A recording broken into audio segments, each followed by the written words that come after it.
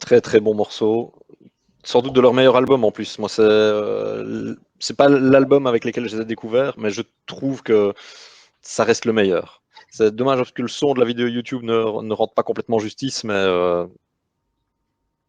ça vaut vraiment la peine. Si vous connaissez pas cet album, From Mars to Sirius, Je suis il pas faut. un super fan de Gojira, gros respect, mais personnellement, ça me touche pas trop. Mais bon, c'est bien foutu, c'est super bien foutu. Maintenant, c'est Mm. plus le style qui est moins mon style.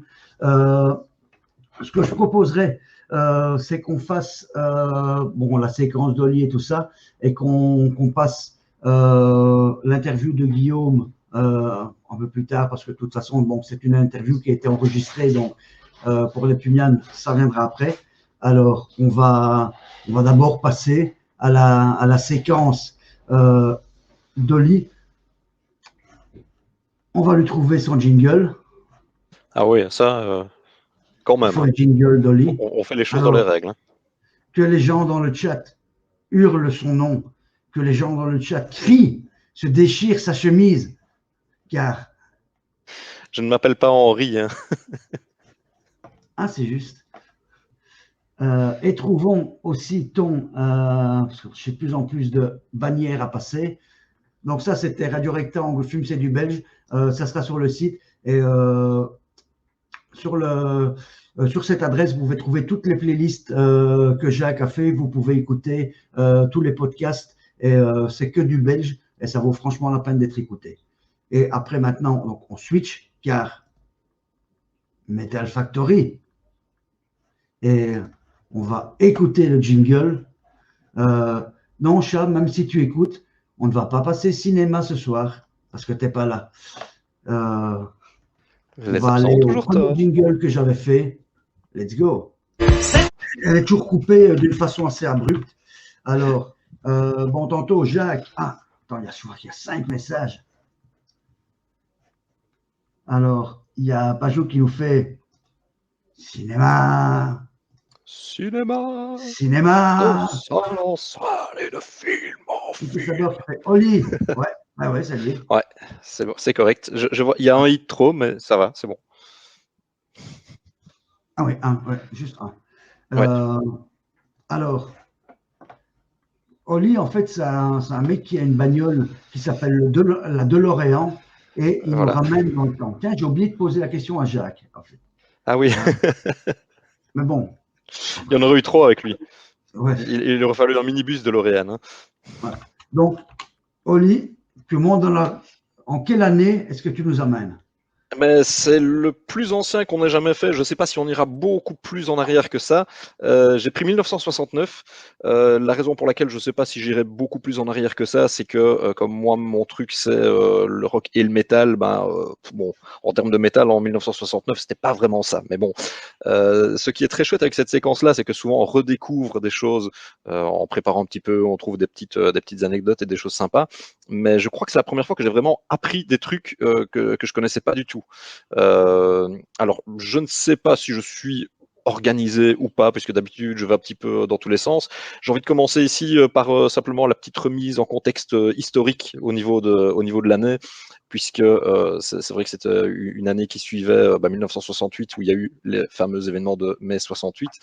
Et il y a eu plein de choses. Par exemple, aux États-Unis, c'était Richard Nixon qui était président. Hein, il était investi 37e président des États-Unis au mois de janvier.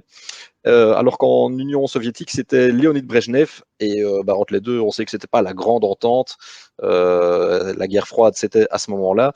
Et Brejnev, on en a entendu parler aussi en Europe ici, avec notamment le printemps de Prague. Donc il y a eu un réformateur qui a été nommé en Tchéquie. Et ça a fait souffler un vent de liberté sur le pays qui a voulu devenir un petit peu plus libéral, et ce qui a attiré l'attention de Moscou, qui a réprimé assez violemment les émeutes à Prague, et ça a même culminé avec des étudiants qui se sont immolés par le feu en signe de protestation contre justement le fait que la liberté d'expression était étouffée. Donc voilà, c'était en 69 à Prague, donc c'était il n'y a pas si longtemps que ça, et géographiquement, c'est à 1000 km d'ici, donc faut Pour pas les oublier plus ça non plus. jeunes, c'est un peu comme le printemps, enfin les plus jeunes, non. Pour les gens de notre génération, c'est un peu comme le Mm. printemps de Pékin qu'il y avait Ouais, eu. Et personnellement, quand tu parlais de Brejnev, moi, quand j'ai mes souvenirs au niveau des actualités, Brejnev était le président de l'URSS. Parce qu'il est resté jusque dans les années 80, je pense. Oui, Euh, je crois, oui, puis c'était Gorbatchev. Hein. et c'était. Maintenant, 69, c'est quelque chose d'assez spécial parce que, bon, 68 pour la France avec le fameux mai 68, mais quand mai 68 en France, il balançait des pavés, aux États-Unis, tu avais le Flower Power C'était le qui a Flower vécu Power, son c'était le mouvement hippie, ouais. apogée et sa mort en 69. Je suppose que ça, tu vas certainement en parler. C'est impossible de Euh, parler de 69 sans parler de ça, ouais. voilà. Ça, Et de Gainsbourg aussi, peut-être un peu. Euh, j'avais pas spécialement prévu de parler de il a Gainsbourg, quand même mais 1969, année érotique année quand même. érotique, oui, bien sûr. Voilà. Ouais, ouais. Et ça a été d'ailleurs cette année-là, je regardais un petit peu au niveau des actualités, ça a été un des rares artistes non anglophones à s'exporter à l'international avec Georges Moustaki. Apparemment, c'était vraiment très exceptionnel à ce moment-là. Et c'est vrai qu'au niveau de la remise en contexte culturel, il y a eu pas mal de transitions en France. Il y a De Gaulle qui s'est retiré suite à un référendum. C'est Georges Pompidou qui l'a remplacé. Il y a eu la conquête spatiale le 20 juillet 69, donc les premiers hommes qui marchent sur la Lune, suivi au mois de novembre par une autre mission lunaire, et puis après on a un petit peu foutu la paix aux satellites terriens. Dwight Eisenhower aussi qui est mort cette année-là. Donc le général Eisenhower qui a mené pas mal d'opérations militaires décisives lors de la Deuxième Guerre mondiale, lors du débarquement, et qui a été président des États-Unis également. Eisenhower était en fait le chef des troupes alliées en Ouais. Europe. En fait. C'est lui qui dirigeait ça. Et tu parlais de 69, tu as dit Moustaki avant. Il ne faut pas oublier Mhm. qu'en 69, il y a un mec, ceux qui ont connu la variétoche française années 80, presque 90, Demis Roussos, à l'époque était le chanteur d'un groupe qui s'appelait Aphrodite Aphrodite's Child Child, ouais. avec Vangelis. Vangelis et Mhm. qui était un groupe un groupe grec, un peu concurrent de Pink Floyd et ce genre de trucs. Quoi. Mhm. Parce que Demis Roussos, ça fait des choses, je ne vais pas dire valables, mais Aphrodite Child, il y a des trucs qui sont pas mal. Quoi. Il y a des trucs Euh, qui sont franchement bien. Ouais, dans ouais. ce côté psychédélique, donc quand votre tonton ou votre tata vous disait ah, la musique avant, c'était pas des drogués et qui vous cite Demis Roussos, écoutez Aphrodite Child et vous allez revoir tout de suite parce que c'était pas possible de faire ce genre de zik sans substance. Surtout l'album 666, quoi. Un double album complètement avant-gardiste, complètement barré. C'est pas à la portée de tout le monde. Hein. Mais effectivement, donc au niveau vraiment purement musical, ce qui se passait ici en Europe, c'est qu'on était fort en Belgique en tout cas, on était fort sous l'influence de la France, où les chansons les plus célèbres étaient reprises en français et En Wallonie, en Flandre, c'était Wallonie, pas oui. pareil. Oui, bien sûr, bien sûr. Mais en Wallonie, effectivement, on faisait la part belle à la chanson française et tout ce qui était chanson anglo-saxonne, ça restait quelque chose qui était relativement marginal, qui n'était pas forcément super bien vu. Et d'ailleurs, la British Invasion, donc vraiment les groupes anglais qui ont commencé à s'exporter aux États-Unis, c'était aussi plus ou moins à cette période-là. Donc tu l'as dit, au niveau musical, il y a eu deux événements d'envergure, deux concerts qui ont marqué les esprits. Le plus important, bah, c'est Woodstock évidemment. Woodstock qui est considéré comme un des plus gros festivals ayant jamais existé, avec les gens qui allaient là-bas sans savoir où dormir, sans savoir où rester. Nous maintenant, on y va avec notre tente Quechua et on est parti à faire du camping avec toutes les commodités. À l'époque, c'était que dalle, quoi. Ils allaient là-bas, ils n'avaient pas de boisson, pas de nourriture, pas d'endroit où dormir. C'était juste, ils y allaient et c'était parti, quoi. Donc, effectivement, un festival qui a beaucoup fait parler de lui. Et à peu près au même moment, il y a eu les fameux assassinats de Sharon Tate et de son ami qui était avec elle, donc ce qui était la compagne de Sharon Tate, qui était la compagne de Roman Polanski, par la Enfin, Manson Family et qui, ça, couplé à un autre événement musical qui a été le concert des Rolling Stones à Altamont aux États-Unis. Donc, ils étaient en pleine tournée américaine. Et pour un concert à Altamont, eh bien, ils ont engagé des Hells Angels pour faire la sécurité. Et les Hells Angels ont fait preuve d'un sacré excès de zèle en poignardant un fan qui est mort. Et beaucoup ont vu dans ces deux événements-là la fin du mouvement hippie. la fin du mouvement hippie. Maintenant, attention, Altamont, il y a toujours le truc et il y a des que en fait bon les Angels ont poignardé un jeune black qui était là. Bon, ça c'est le fait réel, mais euh, Mick Jagger a dénoncé tout ça juste après. La tête de Mick Jagger a été mise à prix par les Hells Angels. Et quelques années plus tard, ils ont bien revu parce que tu avais les analyses vidéo et tout ça. Et en fait, ce mec voulait, le type qui a été assassiné voulait tuer Mick Jagger à cause de la chanson Sympathy for the Devil. Oui, c'est pendant ce morceau-là que ça s'est passé, ouais. Et en fait, les Hells Angels, finalement, ont poignardé ce mec, mais ont sauvé Mick Jagger. Et Mick Jagger s'était d'ailleurs à ce moment-là excusé envers les Hells Angels.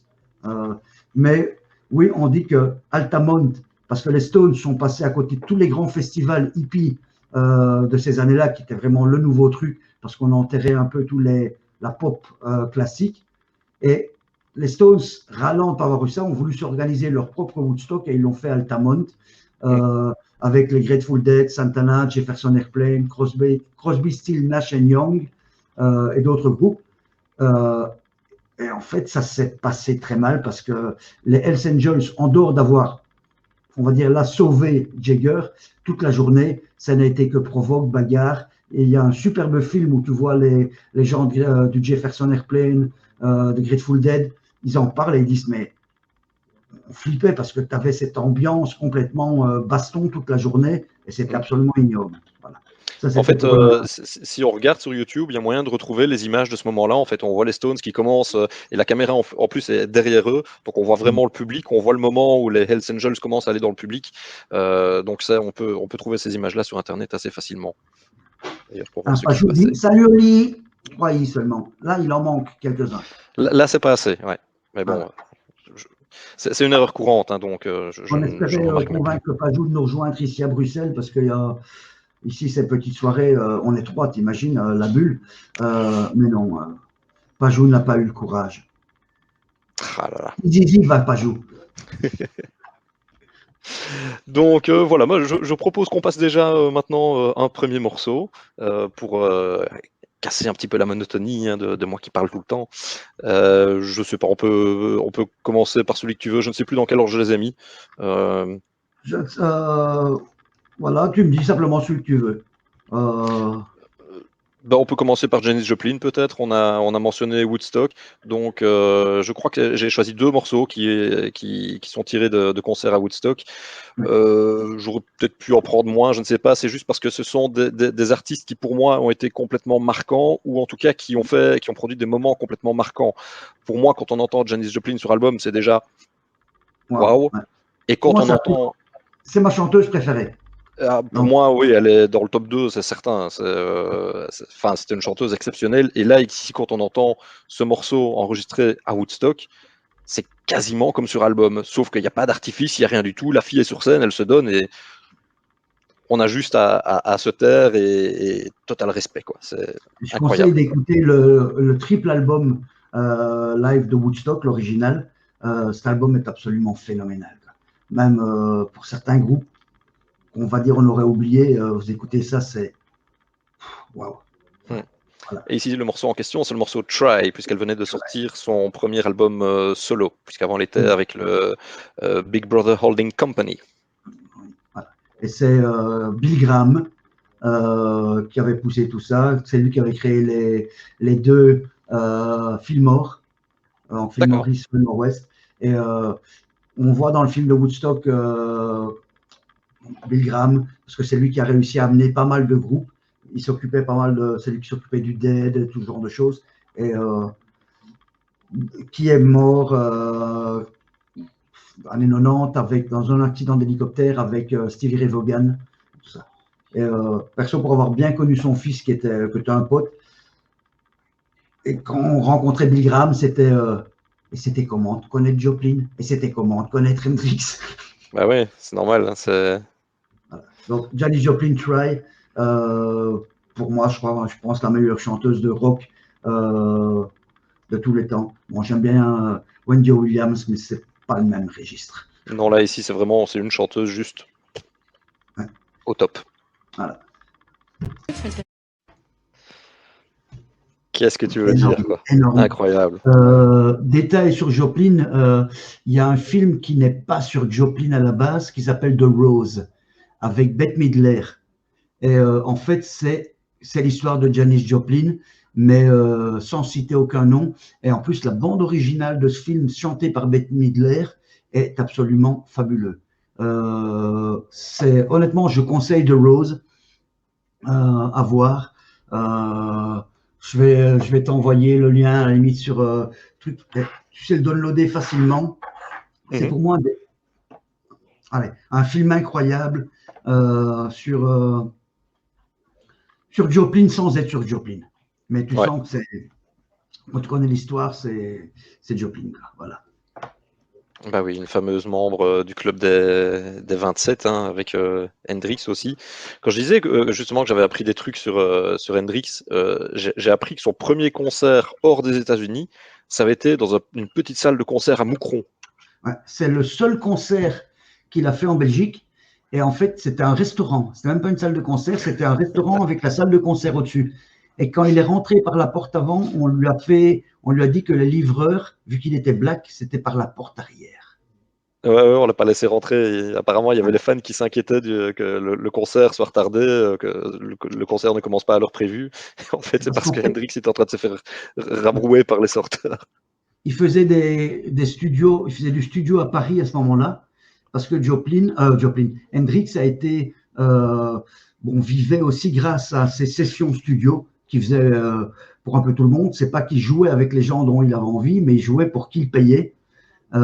Et il a fait des séquences studio pour Johnny Hallyday.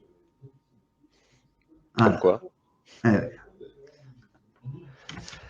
Sinon, en 69, au niveau, donc on va se concentrer sur la partie musicale maintenant. Je parlais de l'homme qui a posé le pied sur la Lune. Eh bien, ceux qui il a regardaient la gagné le Tour de BBC. France aussi. Hein. Alors, oui, il y a eu Eddy Merckx qui a gagné son premier Tour Non, de non, non. France. Le mec qui a mis le pied sur la Lune, il a gagné le Tour de France après, Ah oui, Armstrong. Et il avait fait une chanson qui s'appelait What a Wonderful Wonderful World. World. Voilà. Il était très fort, ce mec, hein.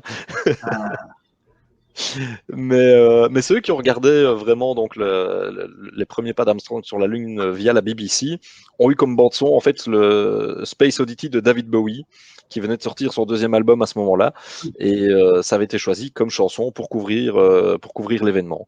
Donc ça a, je pense, ouvert pas mal de portes à Bowie au niveau du mainstream, puisque quand même c'est 650 millions de téléspectateurs à travers le monde. Je sais pas combien il y en avait en Angleterre, mais il devait y en avoir un petit paquet aussi, à mon avis. C'était Niveau passé à la musique, RTB aussi. Hein.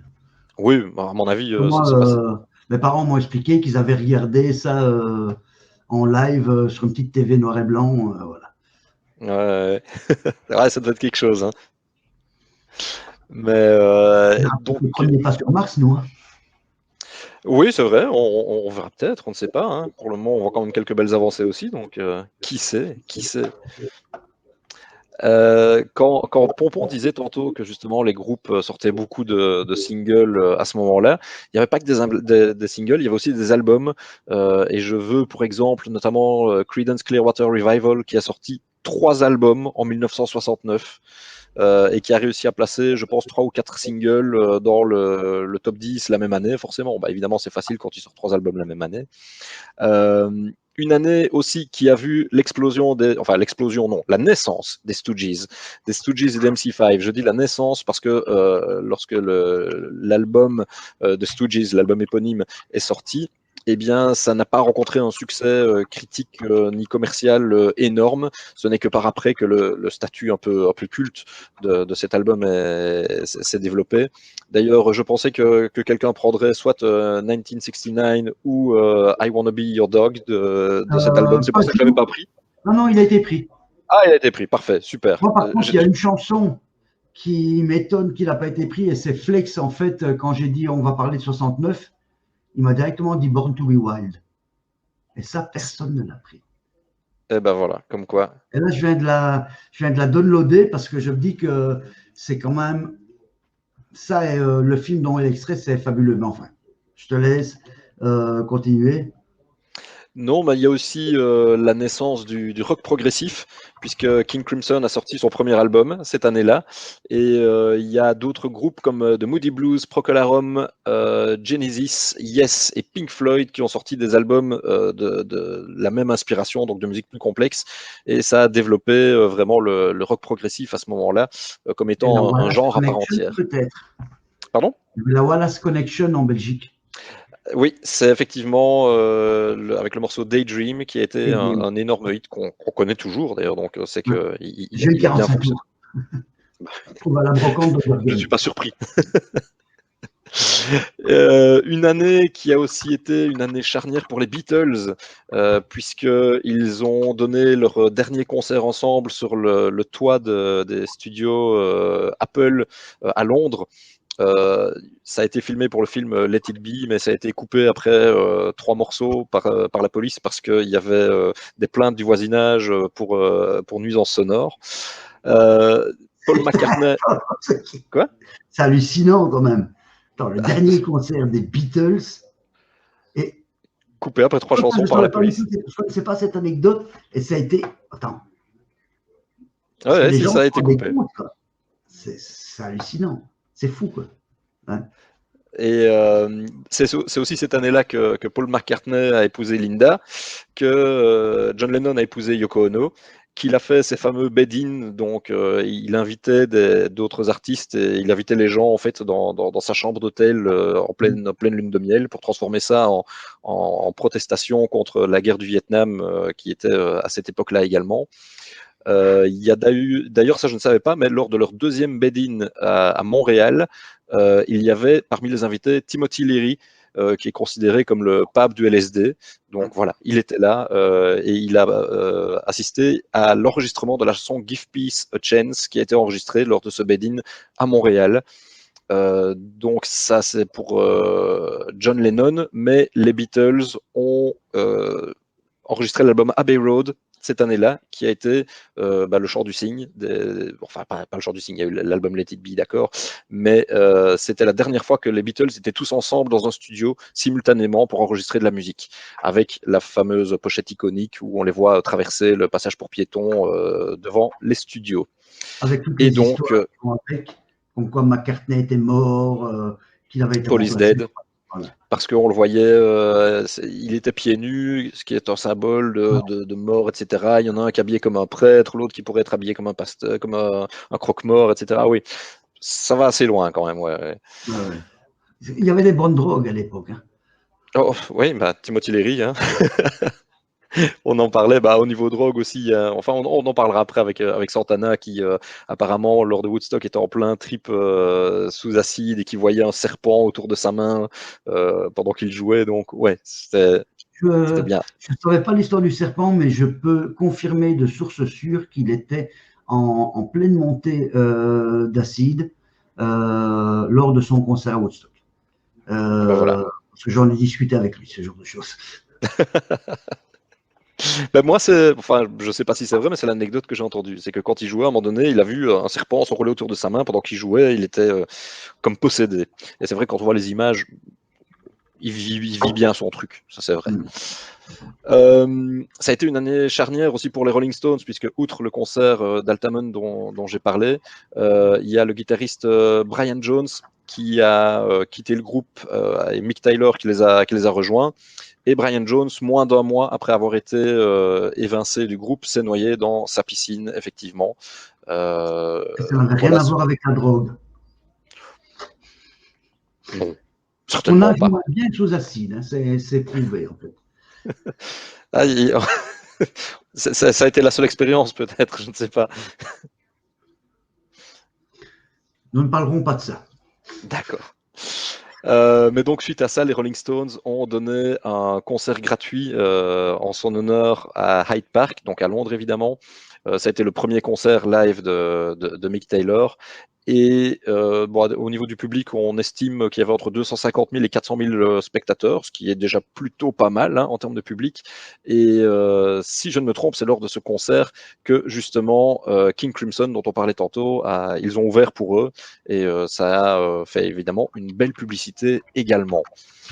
1969, année de retour d'Elvis Presley, puisqu'il avait été faire son service militaire à la fin des années 50, et lorsqu'il est revenu de son service militaire, il a tout de suite été embrigadé par le cinéma, par Hollywood.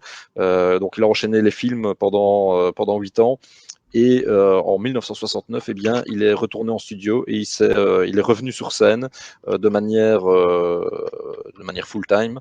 Et ça a été un succès évidemment absolument énorme avec ces shows à Las Vegas qui ont battu tous les records de l'époque. 57 dates sold out pour Elvis Presley. Johnny Cash aussi, qui a enregistré un morceau, enfin ils ont fait des sessions ensemble avec Bob Dylan à Nashville, mais de ces sessions n'est sortie qu'une seule chanson, qui est Girl from North Country, qui est une chanson aussi extrêmement célèbre de Dylan, sur laquelle Johnny Cash chante également.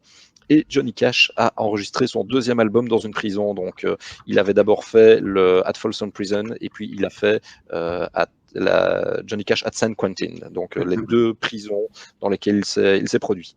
Il a toujours chanté, mais il n'a jamais fait un jour de prison avant, quelques années après, quand il a été arrêté pour possession de drogue. Et là, il n'a même pas vraiment été en tôle, il a plutôt été en détention préventive, on va dire.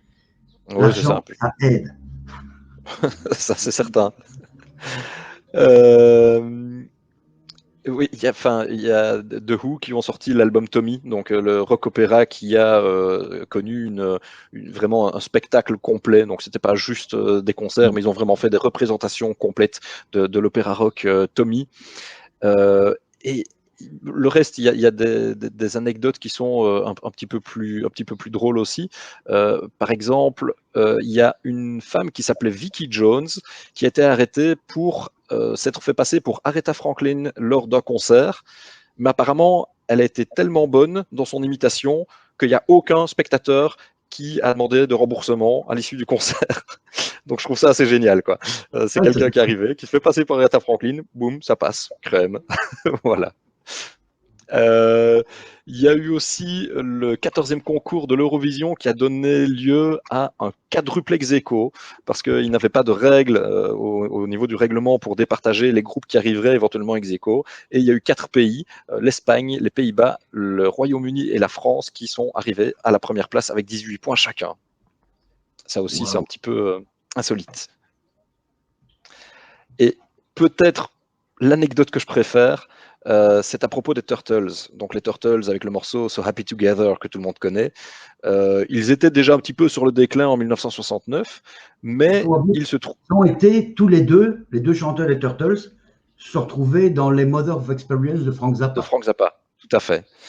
Mais ce qu'il y a, c'est qu'en 1969, les Turtles étaient le groupe préféré de la fille du président Nixon. Et donc, pour son anniversaire, elle a demandé pour que le groupe vienne jouer à la Maison-Blanche. Alors, au début, le groupe a complètement refusé parce que leurs opinions politiques étaient aux antipodes de celles du président de l'époque, mais ils ont été un petit peu forcés par leur manager, etc. Non, il faut que vous y alliez, etc. Et donc, finalement, ils se sont dit, on va y aller, mais on va en profiter. Et en fait, ils ont pris des trucs dans tous les sens. Il y a notamment un des chanteurs qui a sniffé de la coke sur le bureau d'Abraham Lincoln. Quand ils sont arrivés d'abord à la Maison Blanche, c'était le FBI forcément qui les a reçus et qui a fait les fouilles, etc. Et lors des fouilles, ils ont activé sans le vouloir un métronome. Donc là, ça a été panique parce qu'ils ont cru qu'il y avait une bombe. Donc tout le groupe, ils sont tous retrouvés braqués par les services de sécurité de la Maison Blanche avec panique totale, le groupe qui ne savait pas ce qui se passait, qui croyait qu'ils allaient se faire descendre sur place. Puis finalement, donc le FBI a démonté entièrement le métronome pour être sûr qu'il n'y avait pas d'engin explosif dedans. Et pour la petite anecdote, ils ont été remboursés d'un chèque de $17 par après pour leur rembourser le métronome qui avait été démantibulé lors de la fouille de sécurité. Et donc après, ils sont rentrés dans la Maison Blanche, ils se promenaient un petit peu comme ils voulaient, et donc ils ont, entre autres choses, donc sniffé de la coke sur le bureau de Lincoln. Et après, pendant le concert, ils étaient tellement défoncés qu'il y a un des deux chanteurs qui s'est pété la gueule 5 fois pendant le concert, ce que je trouve assez génial. Et cerise sur le gâteau en plus, il a dragué la fille de Nixon après le concert, alors qu'il y avait son mari qui était juste à côté. Donc, vraiment magnifique, la totale. Donc quand on Les entend la Turtles, chanson c'est un sur Happy groupe, Together, on n'a pas l'impression qu'ils étaient si rock'n'roll derrière, hein. Mais les Turtles ont toujours été un groupe assez blague, mais avec des bons musiciens. Happy Together, un de leurs plus gros hits. We Happy Together. Ça, c'est les Turtles, que Zappa a repris évidemment.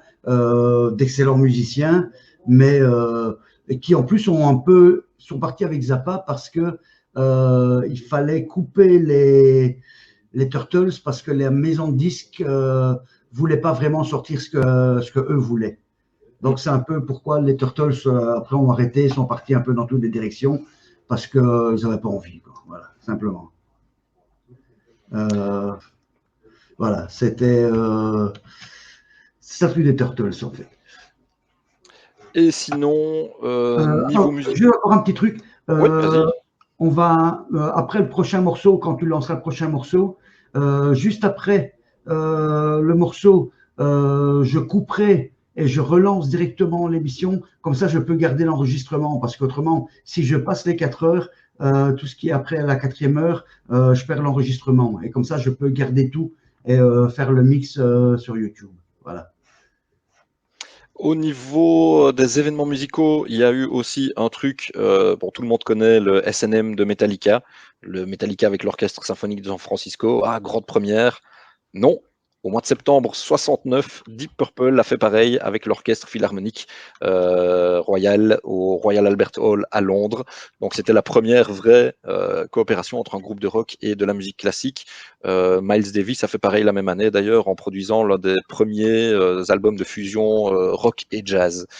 Et alors au niveau musical, donc il y a eu des festivals assez importants. Donc on a parlé de Altamont, on a parlé de Woodstock, mais on a eu ce qui a été appelé pendant tout un moment le Woodstock européen, qui s'est passé en Belgique. Donc c'était la même année. Festival C'était, d'Amougi. pardon, Festival d'Amougi. c'est ça, tout à fait. Hein. Donc en fait, c'était un festival qui était censé avoir lieu en France. Il y avait deux gars qui étaient en train d'essayer de monter sur pied vraiment l'équivalent de Woodstock, mais à la sauce européenne. Le seul problème, c'est que la France, elle, qui sortait de mai 68, ben, les autorités n'étaient pas super chaudes de refaire un festival avec des hippies. Donc ça a été déménagé en dernière minute à Amougy. Donc ça se trouve effectivement entre Tournai, Courtrai, vous faites un triangle et vous avez la localisation. Et il y avait quand même des trucs pas dégueux, comme justement Frank Zappa, Pink Floyd, Ten Years After, Yes, etc. Donc tous les artistes, les grands artistes de l'époque se sont retrouvés là-bas. Et il y a une vidéo qui est disponible. On mettra le lien quelque part parce que j'ai trouvé ça par hasard sur YouTube, où effectivement il y a quasiment 3 heures de festival qui ont été enregistrées, avec notamment une jam entre Frank Zappa et Pink Floyd. Je savais même pas que ça avait eu lieu. Donc voilà, quelque chose que je trouve assez impressionnant. Je sais Un pas autre, si, en parlant de concerts, je sais pas, tu parles d'Amougi, je sais pas si tu as un peu fait le tour des concerts en Belgique cette année-là, parce que j'ai moi pas fait j'ai le un tour de tous les concerts, mais il y en avait un autre qui était assez important, ouais. euh, Le Jazz Bilzen. vas-y, après je ferai un peu une liste, parce que moi j'ai un peu une liste de ce qui s'est passé en 69 en Belgique, et les gens vont être un peu étonnés, non pas des groupes qui ont joué, mais des endroits où ils ont joué. Ça, il y a des chances. Mais non, il y a le Jazz Bilzen qui en était à sa 4e édition en Belgique, et c'était un festival qui a été un des premiers, si pas le premier, à mélanger justement la musique jazz et puis la musique plus rock, plus folk, plus Punk populaire. même, en 77, punk, carrément. Ouais. Jazz Bilzen, c'est un peu l'ancêtre de Toro Twerter. Hein. Bah, quand on voit, surtout ici, quand on voit le line-up cette année-là, donc il y avait Deep Purple, Shocking Blue, The Moody Blues, Soft Machine, Bonzo Dog Do Da Band, The Move et Blossom Toes. Donc voilà, pour un petit festival à Bilzen, plutôt pas mal. Et ouais, c'est ça. Il y a eu aussi le Isle of Wight Festival qui a marqué le retour de Bob Dylan après son accident de voiture. En Belgique. Euh, Alors, juste avant la ouais, Belgique, il y a eu le Spencer Davis Group qui a joué au Théâtre 140. Spencer Davis Group, c'est Gimme Some Lovin' quand même. Deep Purple qui joue à Knock. Oui. À mon avis, c'était déjà Martin Lippens qui était Lippens qui était le bourgmestre. Bon, la Wallace Collection, évidemment, qui cartonnait. Yes qui joue à Deurne. Le Pop Event avec Fleetwood Mac, Nice, Yes, Colosseum, Dave D, Dozy, Bicky, Mick and Teach, ça je sais pas où c'était. Stephen Wolf qui jouait à Malines. Barclay James Hervest qui jouait à Ciné. Voilà, Barclay James Hervest à Ciné. Le Bilzen dans les groupes que tu as cités.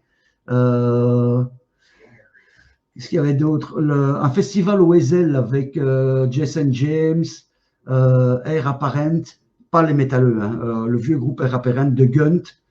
Pink Floyd jouait au théâtre 140, avenue Plasky. Imaginez-vous Pink Floyd au théâtre 140, c'est quand même assez hallucinant. Qu'est-ce qu'il y avait eu d'autre? 10 Years After au 140, The Nice au 140. Festival de la musique dont on parlait. C'était la première émission de Cap de Nuit, émission rock, avec Marc Poulain et Jacques Mercier. Voilà. Wow. Ça ne nous rajeunit pas non plus. Voilà, Jethro Tull à Londerzeel. Qu'est-ce qu'il y avait d'autre? Je suis quasi au bout, je suis en novembre. Jimmy Cliff qui était déjà là. Ouais. Paul Naref avec les Pebbles à l'ancienne Belgique, mais ça on s'en fout un peu. Colosseum à nouveau, voilà. Ça c'est tout pour les concerts 69 en Belgique. Comme je dis, c'est plus les endroits, parce que imaginez-vous Pink Floyd au 140, c'est quand même assez exceptionnel, quoi. Pour ceux qui connaissent le 140. Voilà. Donc, je te renvoie à l'île de Wright. L'île de Wright qui était le seul gros festival qu'il y a eu en Europe, en fait. Enfin, tous les gros fests, et il y avait, on en parlait avec Jacques tantôt, Raymond, qui était le bassiste du groupe Les Greenhorns, donc un groupe boogie dans les années 90 ici à Bruxelles, qui lui était au festival de l'île de Wright. Et c'était un gros habitué du Sprock, et je me rappelle de soirées au Sprock à l'écouter. Enfin, c'est nous qui lui ont demandé alors comment c'était. Et il nous expliquait, ouais, mais vous les punks. Et il nous expliquait comment était ce festival de l'île de Wright. Voilà. Ben voilà, mais moi j'ai fini un petit peu ici ma liste, donc je propose de repasser à la musique. Ok. Ben écoute, on envoie ce morceau. Oli, je te renvoie directement après le nouveau lien pour revenir en studio. Donc après ce morceau, je coupe vite et on revient tout de suite. Donc vous bougez pas si vous écoutez. Il y aura 30 secondes d'interruption, même pas. Quel morceau voudrais-tu maintenant? Je sais pas si on met tout de suite le deuxième Woodstock ou alors c'était lequel, je sais même plus lequel j'ai pris finalement. Oui, le deuxième Woodstock, le Soul Sacrifice. Et ben voilà.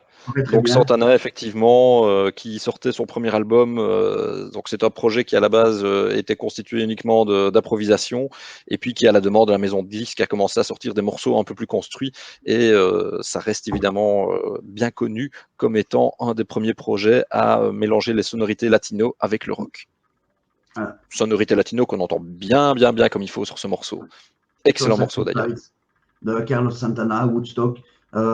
Et il avait bien impressionné tout le monde parce que c'est un peu le début, enfin, on est en pleine ère du début des guitares héros qui s'est poursuivi jusque dans les années mi-80. Maintenant, on parle de grands guitaristes, mais il n'y a plus ce culte qu'il y avait eu jusque dans les années 80.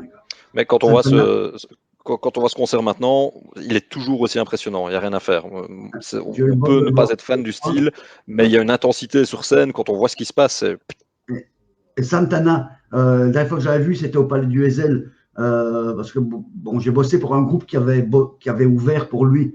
Donc, j'ai eu un peu des passe-droits. Et Santana sur scène a toujours un petit ampli qui est grand comme ça et qui tout est repris, mais tout à la base part d'un petit ampli que vous pourriez presque mettre dans un sac Ispac. Et maintenant, il joue toujours là-dessus. Et personne ne peut égaler le son de Santana. Je veux dire, il a un son à lui que personne ne peut, qu'on aime ou qu'on n'aime pas, on reconnaît le son de Carlos Santana. Voilà. Soul Sacrifice. Voilà. Je me suis dit que personne n'avait choisi ce morceau et que, bon, il fallait quand même le passer, quoi. Le Born to be Wild, on est souvent. Il paraît que c'est la première apparition du mot heavy metal dans la musique. Parce qu'il fait Heavy Metal Thunder, mais là, il parle évidemment du démarrage d'une Harley Davidson. Et il paraît que ce mot serait resté et que le nom de la musique viendrait de là. C'est une belle légende. C'est une belle légende, évidemment. Ouais. Eh bien voilà. Où en étions-nous, cher ami? Où on en était, donc au niveau musical, j'ai un petit peu fini maintenant, ce que j'aime toujours bien, savoir les petites anecdotes rigolotes qui sont passées cette année-là. Par exemple, on connaît maintenant le fameux Earth Day qui est organisé chaque année. Eh bien, c'est un événement qui a été inspiré par un désastre pétrolier qui est arrivé en 1969. Un pétrolier qui a laissé s'échapper une énorme quantité de fuel sur les plages de Santa Barbara et qui a effectivement mené le sénateur Gaylord Nelson à organiser le premier Earth Day en 1970 en commémoration de cet incident. Il y a eu aussi la météorite Allende qui a explosé au Mexique. C'est la plus grosse météorite qui soit jamais tombée sur Terre. Ça faisait quand même 2 tonnes quand c'est rentré dans l'atmosphère, donc bon petit caillou quoi. Donc c'est arrivé en février 69. En parlant de ça, il y a une Oui. fusée chinoise qui devrait nous retomber sur la gueule. Les Chinois disent qu'il n'y a aucun problème et tout, mais les Américains disent que ce n'est pas certain qu'elle se désintègre tout à fait. Et ils n'ont aucune idée d'où elle va tomber. Voilà. Disons que la dernière fois que les Chinois ont dit qu'il n'y aura pas de problème, on est toujours en confinement. Donc, veux tester mon pangolin? 30 millions d'amis. Hein. Ouais, ça me rappelle Skylab, qui était un satellite russe dans les années 80. On savait qu'il allait retomber et tout le monde flippait parce que personne n'avait aucune idée d'où ça allait tomber, en fait. Skylab, ça s'appelait. Le truc. Donc, ça fait très Skynet. Hein. Voilà. Il n'y a pas la session Mir aussi qui devait s'écraser en l'an 2000, entre les gens? Ouais, mais Minimir fait le maximum. Hein. Mais bon, avec 70% d'eau sur Terre, on a quand même de la chance que ça tombe dans l'eau. Voilà. Oui, normalement. Niveau technologie aussi, c'est la première fois que le Boeing 747 s'est envolé en 1969. Donc, premier vol de test pour le Boeing 747 et premier vol de test aussi pour le premier avion Concorde à Toulouse. Je trouve ça assez étonnant que ça soit passé la même année. J'aurais cru qu'il y avait un plus grand décalage technologique entre les deux. Apparemment, non. Il y a eu aussi Robin Knox Johnston qui a été la première personne à naviguer autour du monde en solitaire sans arrêt. En 1969. Là, c'est plutôt l'inverse. J'aurais cru que ce serait arrivé plus tôt. Ça, je peux t'amener un petit détail. En 68, il a eu une super fight avec sa nana. Il s'est barré. Est-ce que c'est pour ça? Ouais, on a eu Easy Rider. Maintenant, c'était Easy Sailor. Hein, Easy Sailor. The Road Jack. On a aussi un Américain qui est décédé en 1969 et ce n'est que bien des années plus tard, ce n'est qu'en 1984 qu'on s'est rendu compte qu'en fait il s'agissait du premier cas avéré de sida en Amérique du Nord. Donc en 1969, le premier cas. Donc c'était en fait le mec est mort dans des circonstances qu'on n'expliquait pas à l'époque et ce n'est qu'en 1984 que rétrospectivement on a pu déduire qu'en fait il était mort du sida. Donc voilà, 1969. Okay. Aussi un écho à l'actualité qu'on a pu entendre ces derniers mois aux États-Unis. Il y a une jeune fille noire de 14 ans qui a été abattue par la police dans le Nebraska, et, ce qui a déclenché 3 jours d'émeutes dans la ville. Donc on se rend compte qu'en fait, voilà. Non. Pardon? C'était pas Rosa Parks? Non, c'était Vivian Strong. Okay.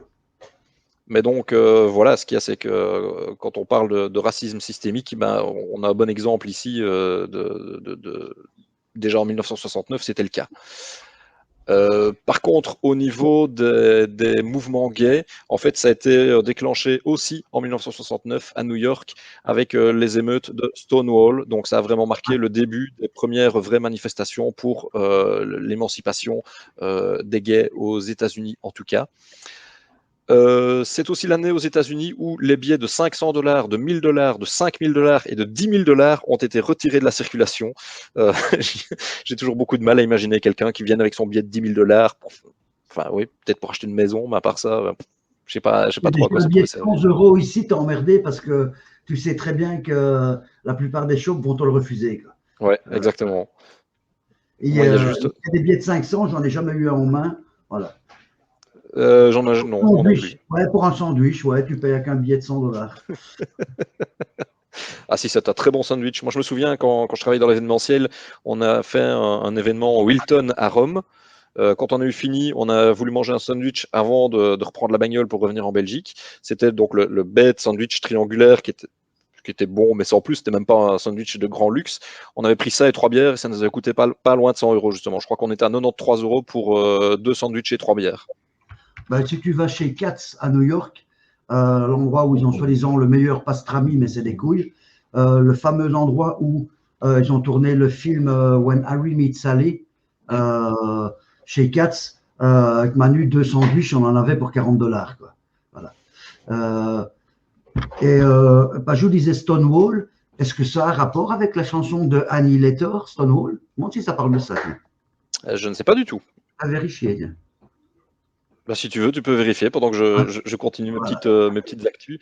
Donc 69, on l'a mentionné brièvement aussi, c'est le premier Tour de France remporté par Eddy Merckx, donc en 1969.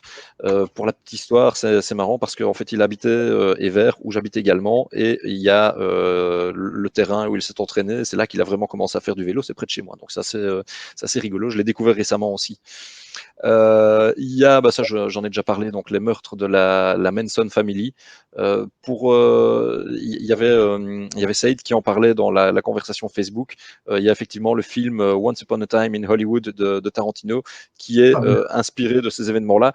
Ouais. Comme d'habitude avec Tarantino, ça ne finit pas comme ça s'est passé en vrai, mais ça reste quand même quelque chose qui est assez fou de se dire qu'il a côtoyé le batteur des Beach Boys. Comment? Est-ce que tu as vu ce film? Oui, je l'ai vu. Ouais. Honnêtement, la scène de fin, c'est pour moi jouissif. Du Tarantino qui est digne de Réservoir d'eau. La plupart du film est quand même assez bof, mais le dernier quart d'heure est absolument exceptionnel. Moi, ce que j'ai trouvé génial avec ce film-là, c'est que les personnes avec qui j'étais, donc en fait, à un moment donné, pendant le film, il y a un marchand de glace qui se gare devant la maison et qui demande pour parler, justement, je crois qu'il veut parler à Dennis Wilson, donc qui était le batteur des Beach Boys. Et ce n'est pas du tout annoncé dans le film, mais en fait, ce personnage qui descend du camion de marchand de glace, c'est Charles Manson. Donc il n'est jamais nommé, on ne le revoit plus dans le film, mais effectivement, dans l'histoire réelle, c'est ça qui s'est passé. Charles Manson cherchait à rentrer en contact à faire progresser sa carrière musicale, notamment via Dennis Wilson, le batteur des Beach Boys. Ils sont devenus amis, il y a un truc, ils sont devenus amis après, et j'ai vu hier ou avant-hier un documentaire sur Zappa de plus ou moins 2 heures, et en fait c'est le premier à avoir habité dans cette vallée dont j'ai oublié le nom, et il dit, la femme de Zappa, il dit, le seul truc qui était un peu chiant, c'est que de l'autre côté, enfin, leurs voisins, en fait, c'était la Manson Family, et on les voyait toujours passer, c'était bizarre. Quoi. Si vous aimez Zappa, un documentaire absolument génial à voir sur un mec qui était aussi musicien que philosophe, enfin, Frank Zappa est un génie absolu. Quoi. Voilà. Donc, Pajou, t'inquiète, c'est pas vraiment un spoiler. Je dis juste que le dernier quart d'heure est absolument phénoménal, ce qui donne encore plus envie de t'accrocher. Parce qu'honnêtement, après qu'il est sorti, enfin son avant-dernier avec les Cowboys, le Seven, je sais plus quoi, Stego, c'est pas crasse, ça c'est Dead Kennedys, le t-shirt. Je vais dire, je trouvais que le film était assez moyen sur toute sa longueur, mais la fin. Wow. Donc tu restes. Il y a quelques bons moments. Je trouve que quand Brad Pitt se pointe dans le campement de la Manson Family, niveau tension, c'est pas mal non plus. C'est aussi une scène où tu sais pas ce qui va se passer, bien dans l'esprit Tarantino, où le danger est omniprésent. On va pas lui dire que bon, d'accord, c'est le colonel Moutarde qui est assassiné avec la clé anglaise dans le petit salon. Non. Voilà. Même Murphy ne le savait pas. Mais donc voilà, moi je trouve ça assez sympa de savoir que si vous regardez le film et que vous connaissez pas justement l'histoire de ces meurtres, le mec qui descend du camion de glace, eh bien c'est Charles Manson, puisque on ne voit son nom qu'au générique sinon. Il y a 2 albums, je pense, de Charles Manson, parce que tout le monde dit que s'il aurait été meilleur musicien, il ne serait pas devenu criminel.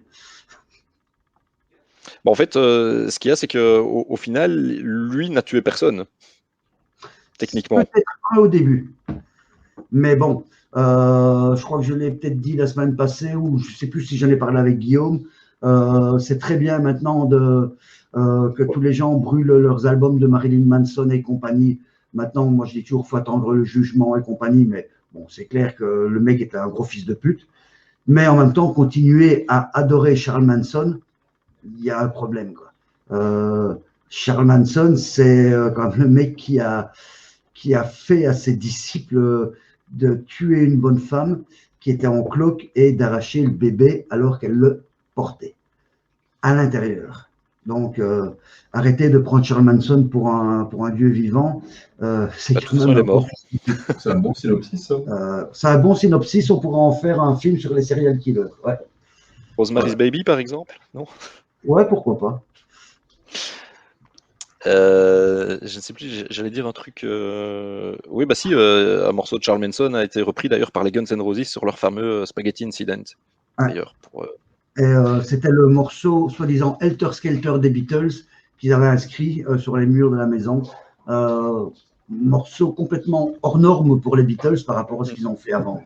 Ouais. Et ce qu'ils ont fait après aussi. Voilà. Et en fait, Charles Manson avait vu dans les paroles de cette chanson-là, et enfin, il a élaboré toute une prophétie à partir des paroles de cette chanson, comme quoi il y avait un conflit racial imminent où les Noirs essaieraient de prendre le pouvoir, et donc voilà, il essayait justement de faire accuser les Noirs de ces meurtres pour justement réaliser sa prophétie qu'il avait vue dans cette chanson des Beatles. Peut-être plus léger quand même, le premier épisode de Scooby-Doo a été diffusé en 1969. Celui-là même. C'est également donc sur 4 mois de temps. Il y a eu donc le premier épisode de Scooby-Doo, le premier épisode de Sesame Street, le premier épisode des Monty Python's Flying Circus et le premier épisode de Benny Hill. Oh. Tout en 69. Donc voilà, et sympa. Il faut oublier que, pour rapport avec la musique, Scooby-Doo, il existe un film de Scooby-Doo qui s'appelle Scooby-Doo and Kiss Rock'n'Roll Mystery. Oui. Donc un dessin animé de Scooby-Doo où Kiss est dedans. Et c'est un long métrage. Voilà. Et Gene Simmons a aussi fait un caméo dans un épisode, je crois que c'était Les Experts. Les Experts ou New York Police machin. Ozzy Osbourne aussi dans Les Experts à Las Vegas. Où c'est quand ils ont sorti, quand Black Sabbath s'est reformé, qu'ils ont sorti les 2 nouveaux morceaux. En fait, tu vois Ozzy qui est en interview avec un journaliste. Et à un moment, le journaliste lui dit: ah, mais en fait, je t'avais déjà interviewé en 1987. Et tu as Ozzy qui fait: I don't remember. Et le gars lui fait: quoi, l'interview? Et Ozzy fait: non, 1987. Je suis même pas surpris. Sinon, il y a eu quoi d'autre ici que j'avais? Oui, au niveau tueur en série, le tueur du Zodiac, dont on connaît beaucoup le nom sans connaître forcément ce qui s'est passé. Enfin, moi personnellement, je ne connais pas l'histoire derrière ces meurtres-là, mais ce sont des meurtres qui ont eu lieu jusque 1969. La deuxième victime, c'était au début 69, et les derniers meurtres qui lui sont attribués, c'était fin de cette année-là. 1969, c'est aussi l'année de création de DHL. Donc voilà, vous avez peut-être profité des services de cette société de transport ici avec le confinement. On ne prononce pas ce mot. J'ai quelqu'un dans mon entourage très proche qui travaille pour UPS, donc on ne parle pas de DHL. Merci. D'accord, ça va. Je ne comptais plus en parler de toute façon. Voilà, ça simplifie les choses. Et qu'est-ce que j'avais d'autre ici? Oui, et au niveau technologie toujours, il y a eu le premier message. Oui. Tu dis Gene Simmons a produit une série animée My Dad de Rockstar que j'adorais. Ben ça, je ne connaissais pas, je n'avais jamais entendu parler. Mais c'était une série ou c'était un truc genre télé-réalité? Ah, c'est possible. Je ne sais pas. Hein. C'est parce que le nom me dit quelque chose, mais je ne l'ai pas vu. Donc, ça date de 2004, il dit. Gene Simmons, qui est aussi le mec, quand il a créé son label, s'est rendu compte que le S, avec les 2 barres, donc le fameux S Monopoly, comme on l'appelle, n'avait jamais été enregistré, et il avait essayé de l'enregistrer à patente. Mais vu qu'il datait de X temps, c'est pas passé. Curieusement. C'est de nouveau un sacré paquet de pognon. À chaque fois qu'il y a moyen d'en faire, de toute façon, il est dans tous les mauvais coups. C'est le but de Kiss. Hein. Oui, tout à fait. En 1969, il y a eu le premier message et le premier lien qui ont été envoyés par ARPANET, qui était donc le grand-père d'Internet. Donc déjà, 69, on commençait déjà cette technologie-là. Et l'invention du système d'exploitation Unix, c'est en 1969 également. Oui. Ok, waouh. Voilà. Ce qui est connu pour le truc sur la Lune, ceux qui ont vu le reportage, c'est de voir les ordinateurs qu'ils ont et d'entendre la puissance que ces ordinateurs ont, style, c'est même pas un méga, et c'est un truc qui fait la taille des grandes orgues de Notre-Dame de Paris. C'est énorme, mais il y a 1 méga de puissance. Bah, il suffit de voir que maintenant on peut télécharger l'intégralité du catalogue de jeux de l'Atari, de l'Amiga, de la NES, même la Super Nintendo, on peut télécharger ça en quelques secondes maintenant. Sur un C'est fou. GSM. Ouais, c'est ça, sur des appareils qui sont minuscules. Ouais, ça c'est impressionnant. Au niveau des personnalités qui sont nées cette année-là, j'ai été étonné de la quantité de gens que je connaissais, mais c'est vrai que finalement, par rapport à notre génération, bah, c'est pas si anormal que ça. Mais je trouve ça rigolo de voir les gens qui sont nés la même année, parce qu'il y a des noms que j'aurais jamais cru voir se côtoyer la même année. Donc, Christy Turlington, petit hommage à nos années d'adolescents, hein, où vous avez peut-être vu des photos de ce mannequin américain. Sinon, on a eu pêle-mêle Michael Schumacher, Marilyn Manson, Norman Reedus, donc qui fait, j'ai oublié Bon, son nom, dans Walking Dead. 69, c'est pas top comme année parce que Michael Schumacher, il conduit peut-être bien des bagnoles, mais au niveau ski, il n'est pas terrible. Marilyn Manson, il risque de se retrouver en prison. Ouais, mais il y en a d'autres, hein. Je te rassure. Non, donc il y avait aussi donc Norman Reedus qui fait, je retombe plus sur son nom, le frère de Merle et je sais plus. Enfin bon, bref, dans Walking Dead. Dave Grohl est né en 69. Okay. Dead, le chanteur de Mayhem, dont la cervelle arbore la pochette du Dawn of the Black Heart, donc le fameux live controversé de Mayhem, c'est cette année-là qu'il est né également. Tu as vu le film qui est le film là-dessus? Non, j'hésite à le voir. Bon, moi je connais pas du tout le milieu, donc à la limite, Pajou, de nouveau une bonne idée pour un jour. Et là, ça serait chouette d'avoir un débat peut-être avec des fans de black metal, parce que ce film a été décrié d'un côté et je vais dire d'un autre, des gens disaient ouais, mais c'est plus ou moins réel par rapport à ce qui s'est passé. Perso, je connais pas vraiment l'histoire, parce qu'il y a plusieurs versions, mais là, ça a été la version américaine et c'est la version américaine, mais basée sur un bouquin de je ne sais plus qui, hein. C'est donc Lords of Chaos. C'est ça, Lord of Chaos. Et c'est le frère du mec qui jouait Maman, j'ai raté l'avion dans Macaulay Culkin. Ouais, McCulkin, ben, c'est son frère. D'ailleurs, il a la même gueule. Voilà. Prends le film comme fiction, ça passe outre. Ça. Rory McCulkin, ouais. Ben voilà, si un jour on a un truc sur ce film, Déa, c'est toi qui connais probablement beaucoup mieux le style, ça pourrait être intéressant. Ah merde, on n'est plus vendredi parce que c'était encore le Bandcamp Friday. Voilà. Mais je crois que ça tourne toujours parce qu'il se calque sur l'heure américaine. Donc, okay. À mon avis, c'est toujours encore pour quelques heures. D'ailleurs, je t'ai chopé un nouveau CD sur ton Bandcamp. Tu as dû avoir la commande. Voilà. Oui, j'y suis passé aussi. Voilà. Donc, voilà. DA.com sur Bandcamp. Et voilà. musicalexcrements.bandcamp.com. Voilà. Je connais l'adresse par cœur. Au niveau des naissances aussi en 69, il y a Dave Bautista, donc le catcheur qui a également tourné dans quelques films, notamment les Guardians of the Galaxy.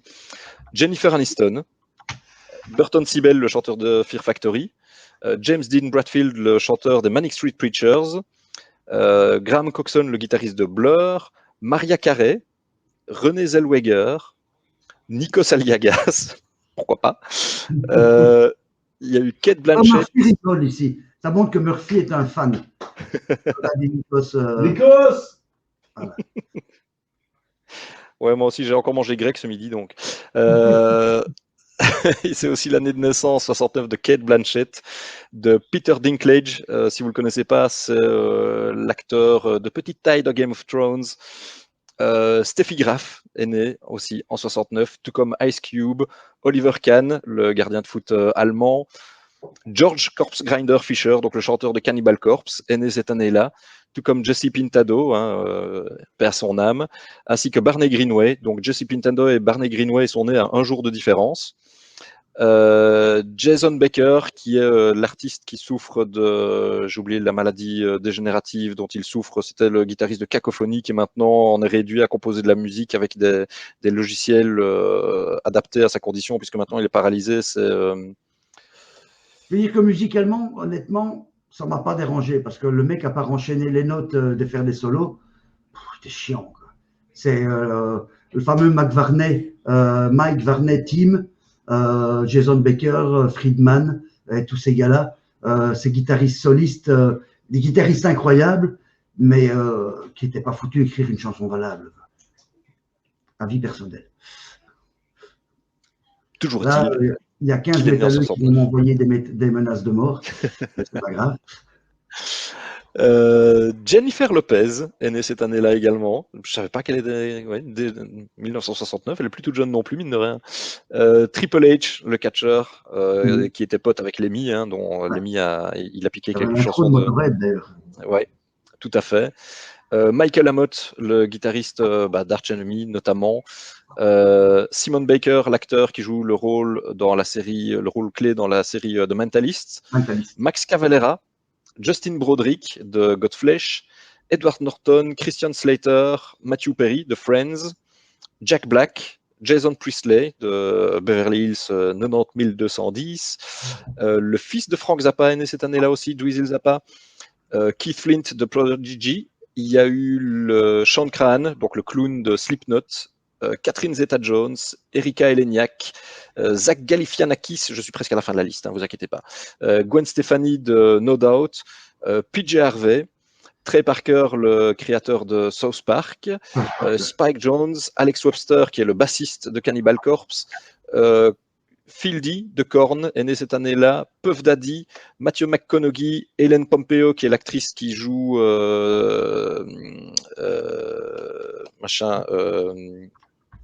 Grey's Anatomy, voilà, celle qui joue le docteur Grey, Jean-Michel Sèvres, 1969, voilà, les vrais savent. Bill Steer qui a joué dans Carcass, Jay-Z, Mille Pitrozza de Creator et JK de Jamiroquai. Tous ces gens-là sont nés en 1969. Et je trouve que quand on voit l'état de conservation variable selon les cas, c'est pas forcément évident, je trouve. Ouais. Tu as les morts de 69 ? J'ai les morts de 69, en tout cas celles que je connaissais, mais il n'y en avait pas énormément. Donc on a déjà parlé de Dwight Eisenhower et forcément des meurtres de Charles Manson. J'en ai quelques-uns au cas où. Il y avait Boris Karloff, donc l'acteur de films d'horreur de la Hammer qui a fait notamment Frankenstein. Il y a eu le Frankenstein, c'est le Frankenstein. Et quand on s'imagine Frankenstein, c'est Boris Karloff. C'est le plus grand, quoi. Sinon, il y a eu l'actrice Judy Garland. Il y a eu le mafiosi Vito Genovese. Pardon ? Over the Rainbow. Oui, notamment. Enfin, oui, ça a été tellement chanté, de toute façon, cette chanson-là. Et qui est-ce que j'avais aussi ? Jack Kerouac. Et le... Pardon ? Il s'est fait écraser sur la route ? Je ne sais pas du tout. Non. Kerouac sur la route, voyons. Ah. D'accord. Faut m'excuser. J'étais tellement dans mon truc, voilà. Ian Fleming, tu l'as dans ta liste ? Non, je ne l'avais pas, non. Ian Fleming, je l'ai pas gardé. C'est le créateur, c'est le papa de James Bond, en fait, si je me souviens bien. Oui, c'est ça. Ah non, c'est un acteur, c'est un autre. Ah pardon, non, c'est un autre Ian Fleming. Voilà. Oui, parce que ça, je me suis fait avoir aussi quelques fois. Je vois le nom, je fais « Oh putain, lui ou elle ?» Et puis en fait, tu regardes, ah mais non, c'est un sportif américain ou quoi. Il y en a eu quelques-uns comme ça. Et en 69 aussi, le prix Nobel de littérature a été attribué à Samuel Beckett, à nouveau. Pour une fois qu'il y avait un nom que je connaissais dans la liste, je me suis dit que j'allais le sortir. Puis après aussi, j'ai toute une liste d'albums qui sont sortis cette année-là, mais enfin bon, on a déjà cité les principaux. Peut-être les seuls dont on n'a pas encore parlé, c'était Led Zeppelin qui ont sorti leurs 2 premiers albums en 1969. Et sinon, Blind Faith, on a déjà parlé de Yes. Ouais, non, les autres, il y en a trop pour les citer tous. Donc je pense qu'on peut s'en tenir à ça. Et je vous proposerais, après toute cette belle liste de noms, de nous proposer le prochain morceau de tes 1969 avant de passer aux morceaux qui ont été choisis par les chroniqueurs, en fait. Tout à fait. J'en avais proposé 2 parce qu'il y en avait un qui était fort long, qui était meilleur musicalement, mais qui faisait presque 10 minutes, ou l'autre, je ne sais pas lequel tu as pris, c'était de toute façon 2 morceaux de Grand Funk Railroad. Ouais. Ok. Ça tombe bien d'une certaine façon, c'est le morceau Mr. Limousine. La raison, Mr. Limousine Driver, pardon. La raison pour laquelle ce clip est génial, c'est que je crois que c'était la première apparition télévisée du Grand Funk Railroad et c'était sur une émission Playboy. Et donc, les émissions Playboy de l'époque, c'était avec des jeunes gens en costume et des jeunes demoiselles qui dansaient parce que c'était super cool. Ils étaient dans une super maison et c'était super cool. Ils dansaient. Il existe un DVD avec une compilation de tout ce qui avait été enregistré à l'époque chez eux. C'est absolument. Il y a des très très chouettes trucs, des chouettes images d'archives sur ce DVD. Du coup, ici, c'est peut-être repris sur ce DVD, il n'y a pas de raison. Mais donc, ce qui est un petit peu dommage, c'est que c'est chanté en playback. On le voit à un moment donné, on voit clairement que ça ne peut pas avoir été enregistré, c'est pas de la prise directe. Mais par contre, ce qui est magnifique, c'est les images d'archives. Moi, je pense que si on remettait au goût du jour la façon dont ces gens-là dansent, j'aurais peut-être l'air moins con. Franchement. Vous allez voir. Je ne vais pas en dire plus, mais il faut regarder les images. On lance la vidéo et on en discute après. Grand Funk. Oh, je suis tout seul. Non, mais allez, avoue que ça valait le coup quand même. Moi, j'adore Grand Funk. Tout le monde connaît We Are an American Band, mais Grand Funk est absolument fabuleux. Et oui, ces vidéos. Pour bien Grand Funk, en plus, au niveau du chant, c'est quand même le batteur qui chante la plupart des trucs. Mais c'est quand même pas mal, quoi. Voilà. Mais moi, j'adorais ces mouvements qui étaient toujours entre la danse moderne et la crise d'épilepsie. Tu ne sais pas trop. C'est 1969, année épileptique, voilà. Enfin voilà, moi, je trouve ça génial. C'est comme quand on regarde les premières télés des CDC où tu avais tous les jeunes gens habillés, branchés, qui étaient assis sur le côté de la scène en les regardant jouer. C'est juste d'un kitsch absolu. C'est magnifique. Ouais, là, je suis tout à fait. Il y a des trucs dans les années 70 que tu peux pas vraiment comprendre. Même moi qui suis né en 71, il y a des trucs, parfois je les regarde, je me dis, mais okay, pourquoi je ne comprends pas. Voilà. C'est la magie des années 70. Voilà.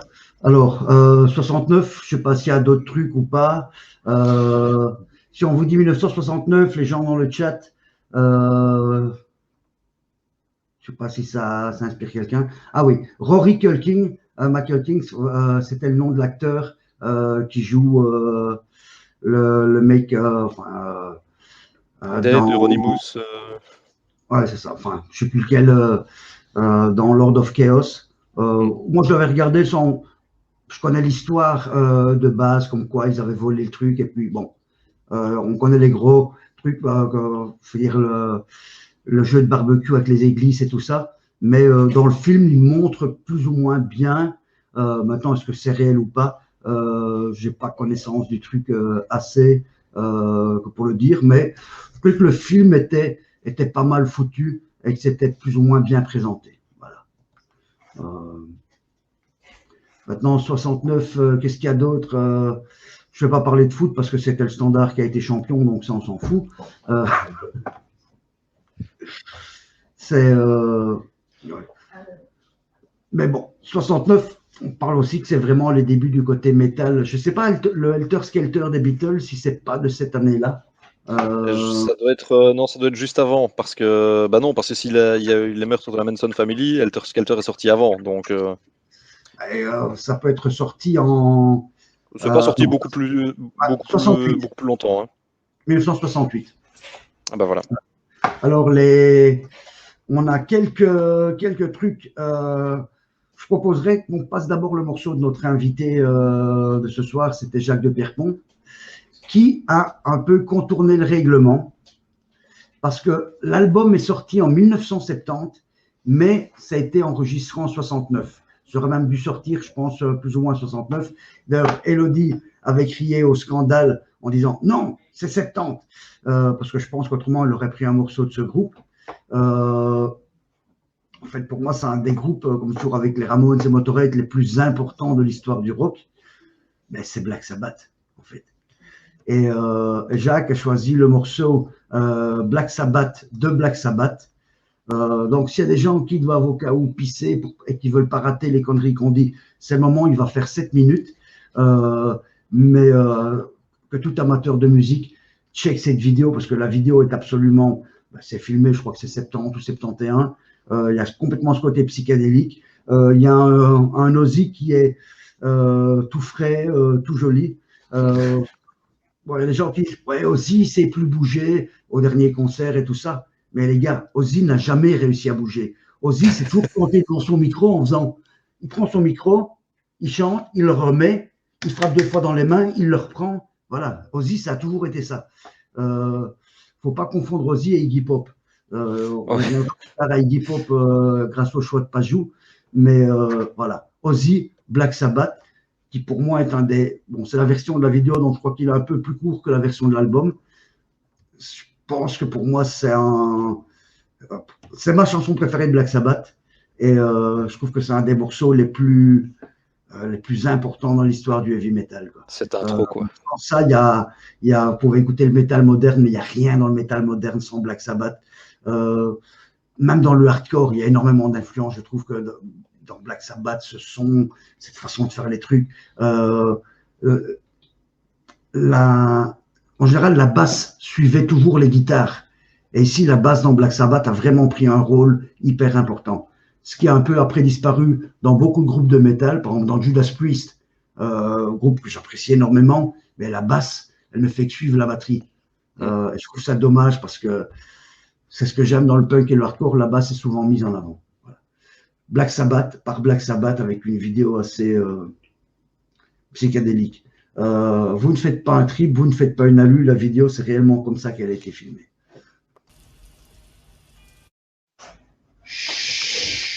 C'est énorme. Hein. C'est énorme. Ouais. Gros fan de Black Sabbath de toute façon, donc. Ce morceau-là en particulier, ils ont quelques très très grands morceaux, mais celui-là, c'est, l'ambiance qu'il y a dessus. Je trouve que la combinaison, c'est pas tellement ce clip-là qu'il faut regarder. Il faut regarder la pochette de l'album, quoi. Je trouve que la pochette de l'album Black Sabbath, toujours maintenant, est profondément dérangeante, quoi. Les couleurs, l'expression du visage de la bonne femme, c'est. Enfin, on n'est pas sûr que ce soit une femme d'ailleurs quand on voit l'image. C'est parce qu'on sait que c'est une femme. On ne sait plus qui c'est. Ça fait partie de ce genre de légende aussi. Donc on ne sait plus qui a posé sur la photo. Mais alors la pochette est géniale et contribue énormément, je trouve, à l'aura de ce morceau. En fait, je pense que c'est le premier disque d'horreur. Tu avais ces films d'horreur, ces grands films d'horreur de la MGM, dont le film Black Sabbath, parce que c'est Black vient le titre. Et là, ils ont vraiment fait un album. Quand tu discutes avec des personnes qui ont vraiment connu ces années 70, parce que bon, moi, j'ai écouté ça dans les années 80, ce truc. Mais quand c'est sorti, ils disaient, on écoutait ce truc, c'était vraiment comme regarder un film d'horreur.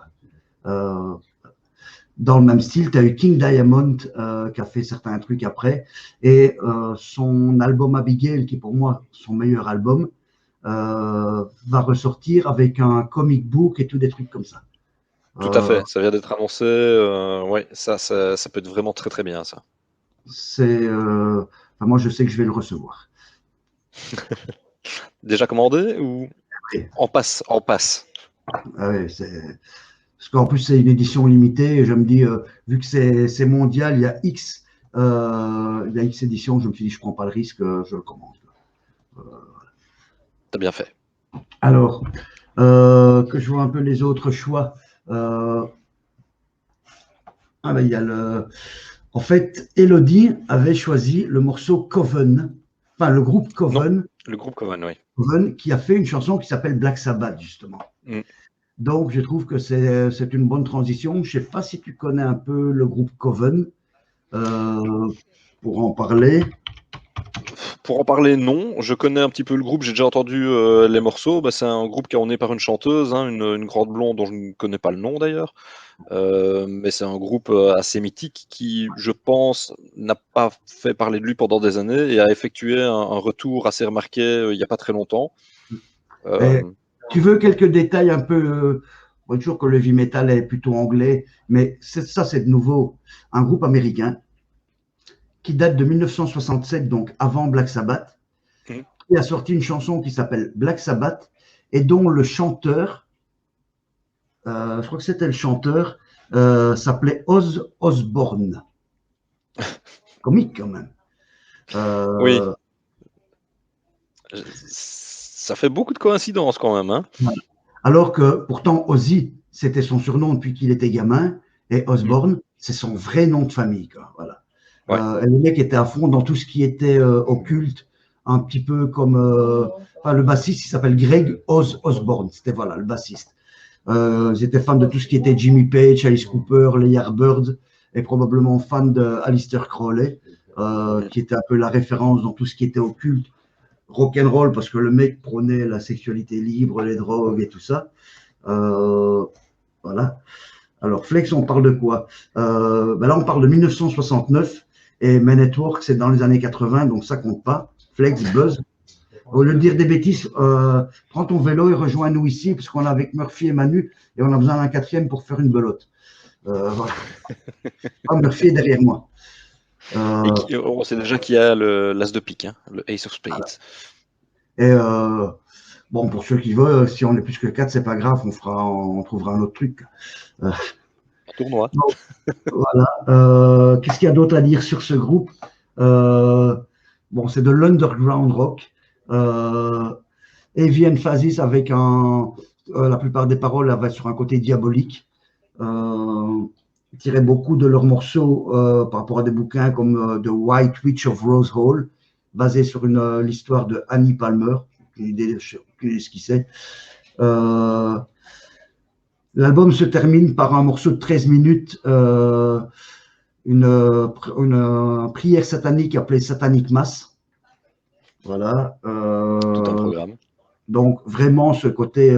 Bon, c'est vrai qu'il n'y avait pas que Black Sabbath dans l'époque. Tu avais des trucs comme. Merde. Manu, c'était quoi le groupe avec le vieux chanteur qu'on avait vu au Hyperfest? Au Pentagram. Voilà. Ah ouais, Pentagram, qui date aussi début des années 70 et qui avait aussi un peu ce côté complètement barré. Quoi. ouais, surtout quand on voit le chanteur, je pense qu'il n'a pas à rougir face à Ozzy. Bon, il n'a peut-être pas le même bagage derrière, mais je crois qu'en termes de déjanté, Et d'abus, voilà. Je pense que ça a été. Voilà. Donc, ben, je propose qu'on écoute, parce qu'en fait, je ne connais pas bien de Coven. Donc, ils ont fait de la musique de film aussi, pour un truc appelé Billy Jack. Et ils ont fait leur plus haut truc, ça a été un numéro 26 dans le Billboard. ah quand Ce qui, même. à l'époque, est quand même assez fort, parce que le Billboard, à l'époque, on vendait énormément de disques. Et pour rentrer dans le Billboard, c'était pas si facile. Bah, non seulement ça, mais avec un style de musique qui n'était pas a priori accepté par le mainstream non plus, hein, donc. À l'époque, on était plus sur mets des fleurs dans tes cheveux et viens à Woodstock que chanter des trucs comme eux le faisaient justement. Voilà. Donc, on va écouter ce choix d'Elodie pour l'année 1969, Coven, avec la chanson Black Sabbath. Let's go. C'est bien barré. Ouais, moi j'aimais bien. Il y avait un côté malsain quand même, alors que la musique, il y a un côté un peu hippie là, par moment justement, et puis il y a ce passage au milieu avec les chœurs, etc., très sinistre. Non, j'ai bien aimé. Ce que je trouve assez fabuleux aussi, c'est quand tu vois la chanteuse finalement, tu regardes maintenant, tu peux aller voir sur son profil Instagram ou n'importe quoi, tu te dis, waouh, bah, tu te dis, il y a 50 ans de plus, quoi, et t'as pas l'impression. Franchement, c'est assez impressionnant. Alors, il y a sans doute de la chirurgie esthétique ou je sais pas quoi, mais quand même. Tu sais, une fois qu'on a vu de chair, il n'y a plus rien qui surprend hein, au niveau chirurgie. Ouais, mais enfin, quand même, quand tu vois Ozzy avant, Ozzy maintenant, et quand tu vois elle avant et elle maintenant, tu fais vraiment? Il y a 50 Mais ans? je veux dire, quand on entend ça, enfin, moi, ça me fait pareil maintenant parce que j'overdose un peu de cette vague stoner où on la met à toutes les sauces et où il y a des groupes très intéressants, mais où la plupart sont quand même des mecs qui pensent avoir inventé le fil à couper le beurre et qui finalement, je veux dire, sucent ce genre de groupe, quoi. Il y a énormément de trucs que j'entends. Je les ai entendus 10 fois dans des vieux groupes des années 70 et c'est beaucoup moins bien que ce qu'il y avait dans les années 70. Maintenant, il Bah, même reste s'il des y a, très il y a pas intéressants. mal de groupes qui font ça, même un petit peu tout le temps. J'ai entendu un nouvel album tout récemment où je fais le truc, ouais, le truc est sympa, mais je l'ai déjà entendu 1000 fois, quoi. Ouais, c'est Donc ça. on vient de me présenter ça comme le nouveau groupe, machin. Non. Ben oui, mais ça, c'est. Ouais. Il y en a Écoute, un. il faut que les gens qui font la publicité soient payés pour quelque chose. Ouais. Donc, je vois que j'ai eu des messages. Ouais, ça, c'était il y a 3 heures. Je n'ai pas eu le temps de répondre. Euh, Bah, pendant que tu lis les messages, si vous voulez aller voir, donc la chanteuse s'appelle Jinx Dawson, donc Jinx, et puis Dawson comme Dawson Creek, c'est la même chose. bonjour les références. Ah, écoute, j'essaie d'utiliser un dénominateur commun, hein. Ah ouais, c'est vrai que ouais, on voit que ça a été bien retendu, comme on dirait. Bah, disons que si tu te dis Ou qu'elle a, alors, ces incantations ont marché. ouais, tu sais pas trop, mais si tu te dis qu'elle est censée avoir quelque chose comme Obama 65 ans, oui, si vous le Alors, dites, plus madame. euh, Jim Dawson, Birth. Ça doit être, ouais, ça doit se trouver ici. Elle a 71 ans. Wow. Eh ben, jamais je lui mets cet âge-là. Jamais, jamais.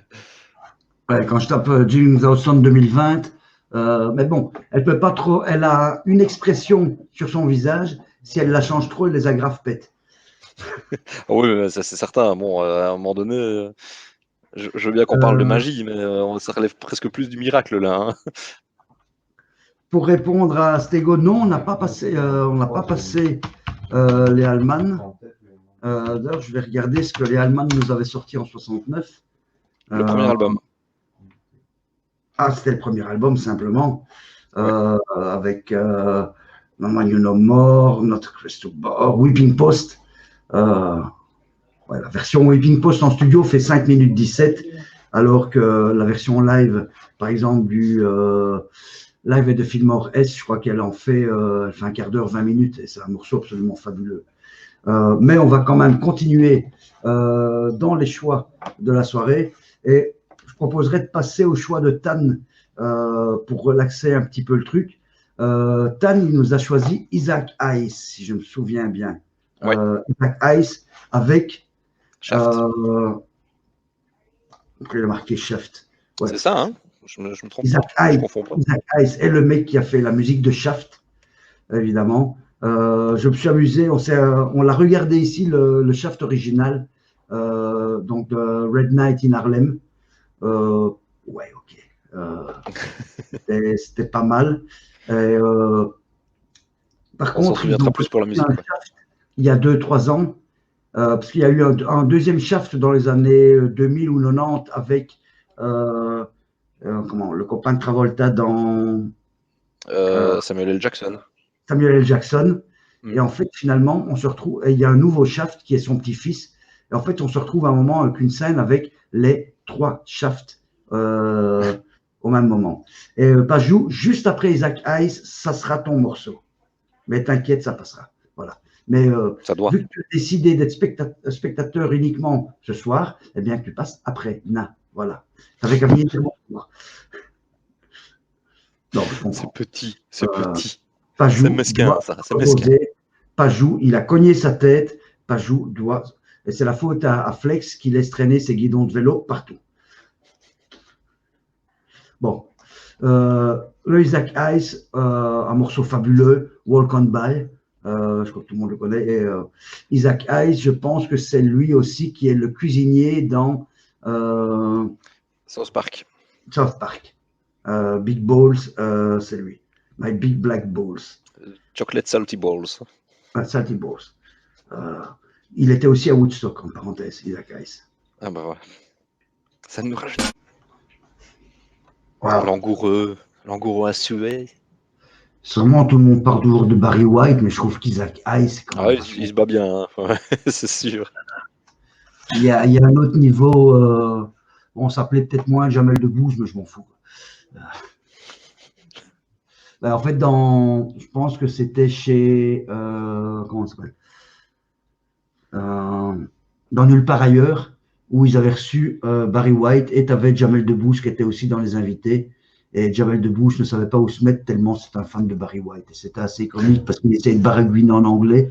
Je crois qu'il y a des trucs qui sont encore sur YouTube. Ça vaut la peine de voir. Alors, maintenant, on devrait, on va arriver un peu, on va remonter vers un des trucs un peu plus rock'n'roll. Mais le choix de Pajou est très bien. Mais normalement, en fait, les Stooges, parce que c'est de ça qu'il s'agit, sont quand même un peu les enfants d'un autre groupe de Détroit. Donc Détroit qui était la ville de l'automobile et qui était appelée Motor City. Et dans cette Motor City, il y avait 5 grands constructeurs. Je ne sais plus lesquels, mais le Motor City, c'était MC5, Motor City 5, qui sont reformés d'ailleurs. Avec des mecs de drive-in et des trucs comme ça. Je crois qu'il y avait aussi le guitariste de Soundgarden qui est avec Kyle, je sais plus comment. Ils avaient joué au Job il y a quelques années. Et je sais pas si ces mecs sont bêtes ou pas, mais ils commencent le concert par Kick Out the Gems et puis Rambling Rose. Voilà. C'est l'inverse normalement. Le reste, c'était chiant. C'était un bon groupe de blues, mais il n'y avait pas ce truc que le MC5 a pu avoir quand tu regardes des vieux enregistrements des années 70. Alors, pour ne pas que Pajou frise l'apoplexie, parce que un Pajou nerveux, c'est quand même dangereux, on va vite passer le MC5, comme ça, après on pourra arriver sur le choix de notre Pajou qui est... Ouais, j'ai quand même chargé. Mais bon, il fallait rentrer ta vidéo plus tôt. Voilà. Donc, ta vidéo est rentrée en dernier. Donc, MC5 Kick Out the Gems, je n'ai pas pris la version TV parce que, bon, elle est bof, mais j'ai pris une version live dans un festival, je pense, à mon avis, à Détroit ou Chicago, un truc comme ça.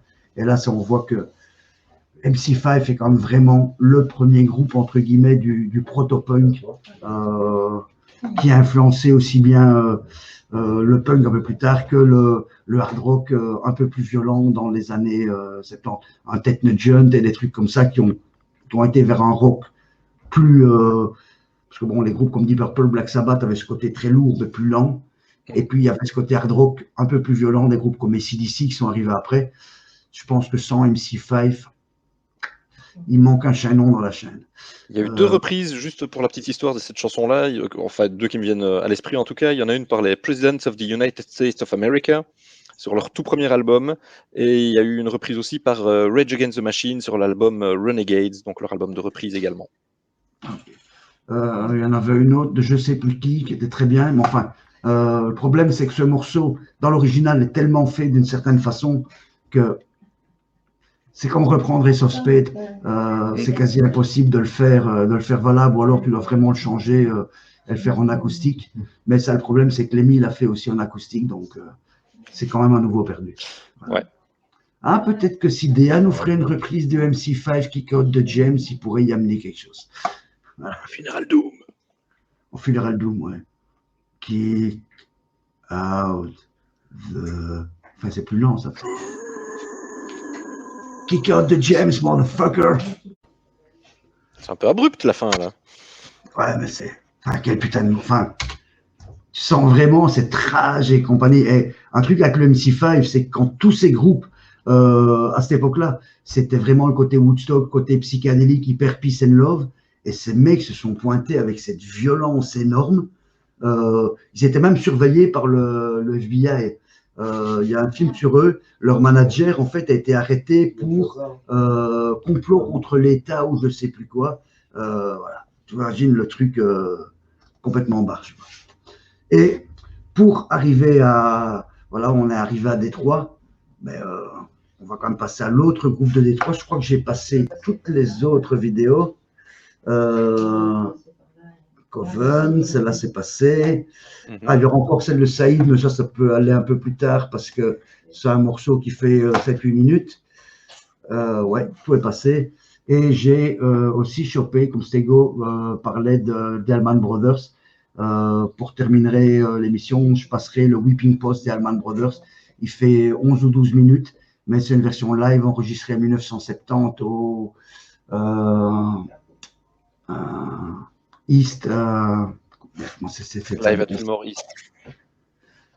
Fillmore East, voilà. Donc les fameuses salles que Bill Graham avait créées. Et waouh, c'est incroyable. Et la version sur leur album live est encore mieux. Donc MC5, qu'est-ce que tu as pensé? Ah, moi j'aime beaucoup. J'ai l'album. Ouais, non, j'aime bien. Bah, ça a une énergie folle. Hein.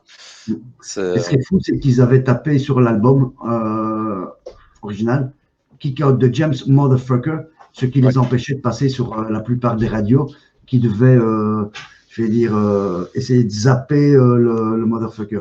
Voilà, ça je vous présente. C'est un Murphy en état sauvage. Donc, il n'est pas.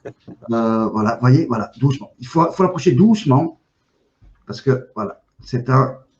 Voilà. Il est mort, il pique Non, non, non. Là, ça va encore.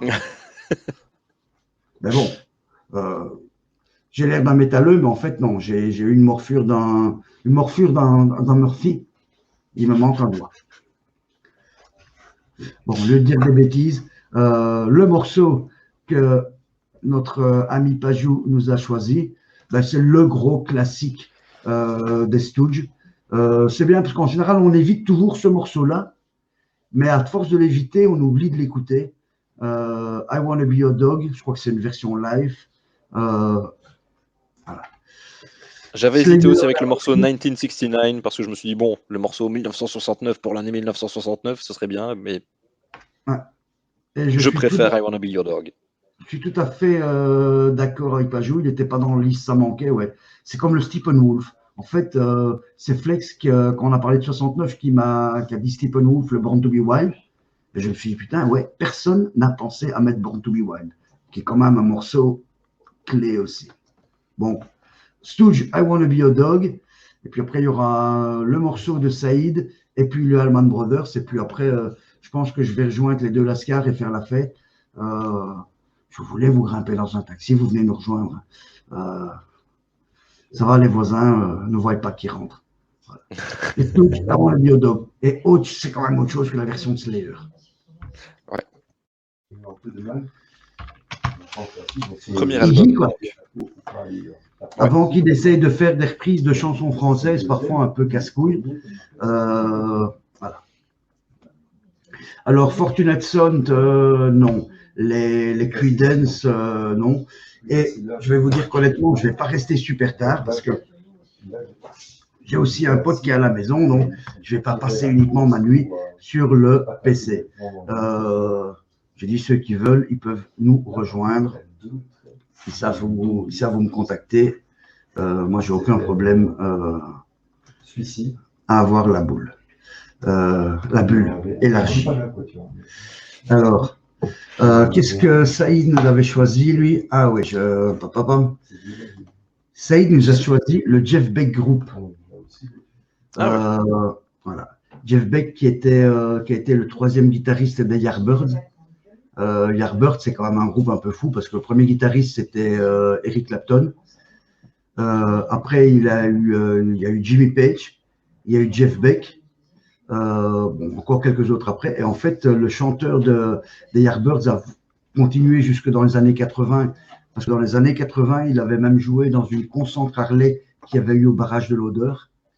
Mais en fait, ce qui a fait les Yardbirds, c'était les guitaristes, mais eux sont passés, ils ont tous explosé, et lui est resté avec les Yardbirds, et il a essayé de continuer. Et bon, je crois qu'il n'y a personne qui connaît qui sait que les Yardbirds ont continué après 73-74, on va dire.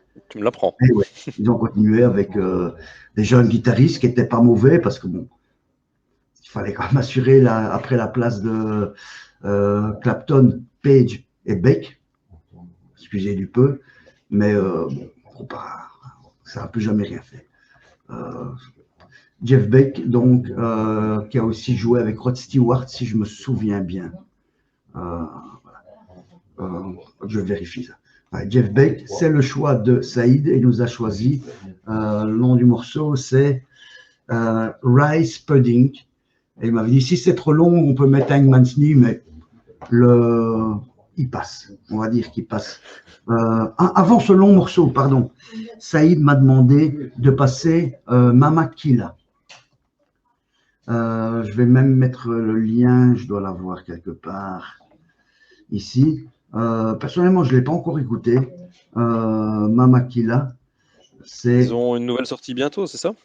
C'est ça, et ça serait un morceau en fait qui est sorti aujourd'hui. D'ailleurs, il me disait j'attends d'avoir le lien pour la vidéo, et j'ai passé. Enfin, moi, j'ai tapé le nom du morceau qu'il me disait, je l'ai trouvé sur YouTube, et c'est un morceau qui s'appelle Mama Killa, où il est dire là. Je reprends la page de Saïd. Lady Godiva, dire Lady Godiva. C'est un groupe de Bruxelles que Saïd a proposé qu'on invite dans l'émission. Pourquoi pas. Maintenant, je vais vous dire qu'honnêtement, avec le beau temps qui revient, les terrasses qui rouvrent, je pense commencer peut-être à changer l'émission. Je ne suis pas certain qu'on sera encore en live beaucoup de vendredis, mais peut-être faire des interviews, des séquences que chacun enregistre ou faire des trucs en semaine. Là, il n'y a aucun problème. Je pense que le futur de la BXL, ça sera peut-être 1 ou 2 fois par mois, mais ça sera plus en semaine. Parce que la plupart du temps, les vendredis, on va avoir des concerts, on va voir des potes. On se repose. Voilà, on se repose la tête, exactement. Et je ne suis pas obligé d'être là avec mes 2 écrans, regarder partout, courir après tout le monde pour avoir mes liens. En plus, cette semaine, ça a été du boulot parce que il y a l'interview de Guillaume qu'on passera la semaine prochaine. Je suis vraiment sorry pour ça. Mais je pense que ça ne servait à rien de la passer à minuit quand la plupart des gens étaient partis. Et je pense que le moment avec Jacques, ça aurait été dommage de le couper. On ne l'a pas tous les jours avec nous. Voilà. Et c'est avant tout un ami. Et puis ce mec, c'est un puits de science quoi, au niveau de la musique. Quoi. Bon, je ne sais pas comment attendre. On va écouter Mama Killa, dire Lady Godiva. Découverte. Enfin, je vais d'abord, excusez-moi, je vais vite taper leur nom sur, voilà, Mama Killa. Comme ça, je peux mettre le lien en même temps en dessous. Hop. Banners. Puis Banners.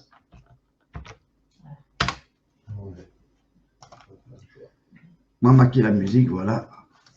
Et on écoute le morceau. Donc là, ça va être une découverte, je pense, pour la plupart des gens. Tu connais, toi, Mama Killa? Que de nom. Que de nom. Bah, écoutons. Moi, je trouvais qu'il y avait des petites réminiscences Killing Joke, moi, au niveau du son. Oui, oui, oui. Mais pas le Killing Joke, Pas celui des débuts, plutôt Killing Joke années 80, celui de Love Like Blood et Love Like compagnie. Blood, ouais. Ah, moi, c'est celui qui m'intéresse le moins. Maintenant, je connais des gens dont c'est le préféré. Je vois que tout ce que je tape sur YouTube est bloqué, donc à mon avis, bon, je vais arrêter la retransmission sur YouTube parce que on dirait que YouTube nous bloque. Ouais, logique, parce qu'on a passé des vidéos qui ne sont pas à nous.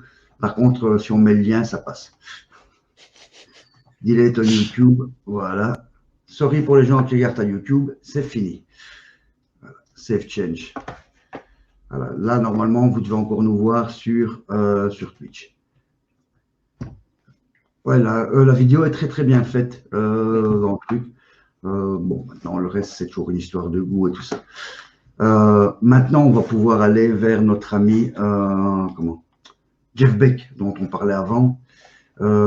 Jeff Beck, je vais regarder si c'est de faire un petit, en 2 mots, un petit résumé. Le mec, il est né le 24 juin 1944. Il a joué avec les Yardbirds. Il a fait le Jeff Beck Group avec Tim Bogart, Carmina Pace. Il a formé Beck, Bogart and Pace. Il a joué avec des gens comme Rod Stewart, Mick Jagger, Tina Turner, Morrissey, Donovan, Diana Ross, John Bon Jovi, Malcolm McLaren, Kate Bush, Roger Waters, Stevie Wonder, Les Paul, Zucchero, Cyndi Lauper, Brian May, Roger Taylor, Stanley Clarke, ZZ Top, Toots and the Metals. Enfin, petit musicien de studio, quoi. Ouais, c'est ça, quoi. Je savais pas qu'il avait collaboré avec autant d'artistes, parce que là, ça fait quand même une sacrée liste, hein. Il a été classé par Rolling Stone Magazine 5e dans les 100 plus grands guitaristes de tous les temps. Voilà. Du coup, je me sens un peu coupable de ne pas mieux connaître. Qu'est-ce qu'il y a d'autre? Il a eu Grammy Award, il est au Hall of Fame. Voilà, donc, le mec est un putain de guitariste de studio, quoi. Voilà. Donc, ouais, Flex, pourquoi pas. À partir de mercredi 15-16h, je suis en congé pendant 12 jours, je pense. Donc, yes. Au lieu de parler de Jeff Beck, je propose qu'on l'écoute.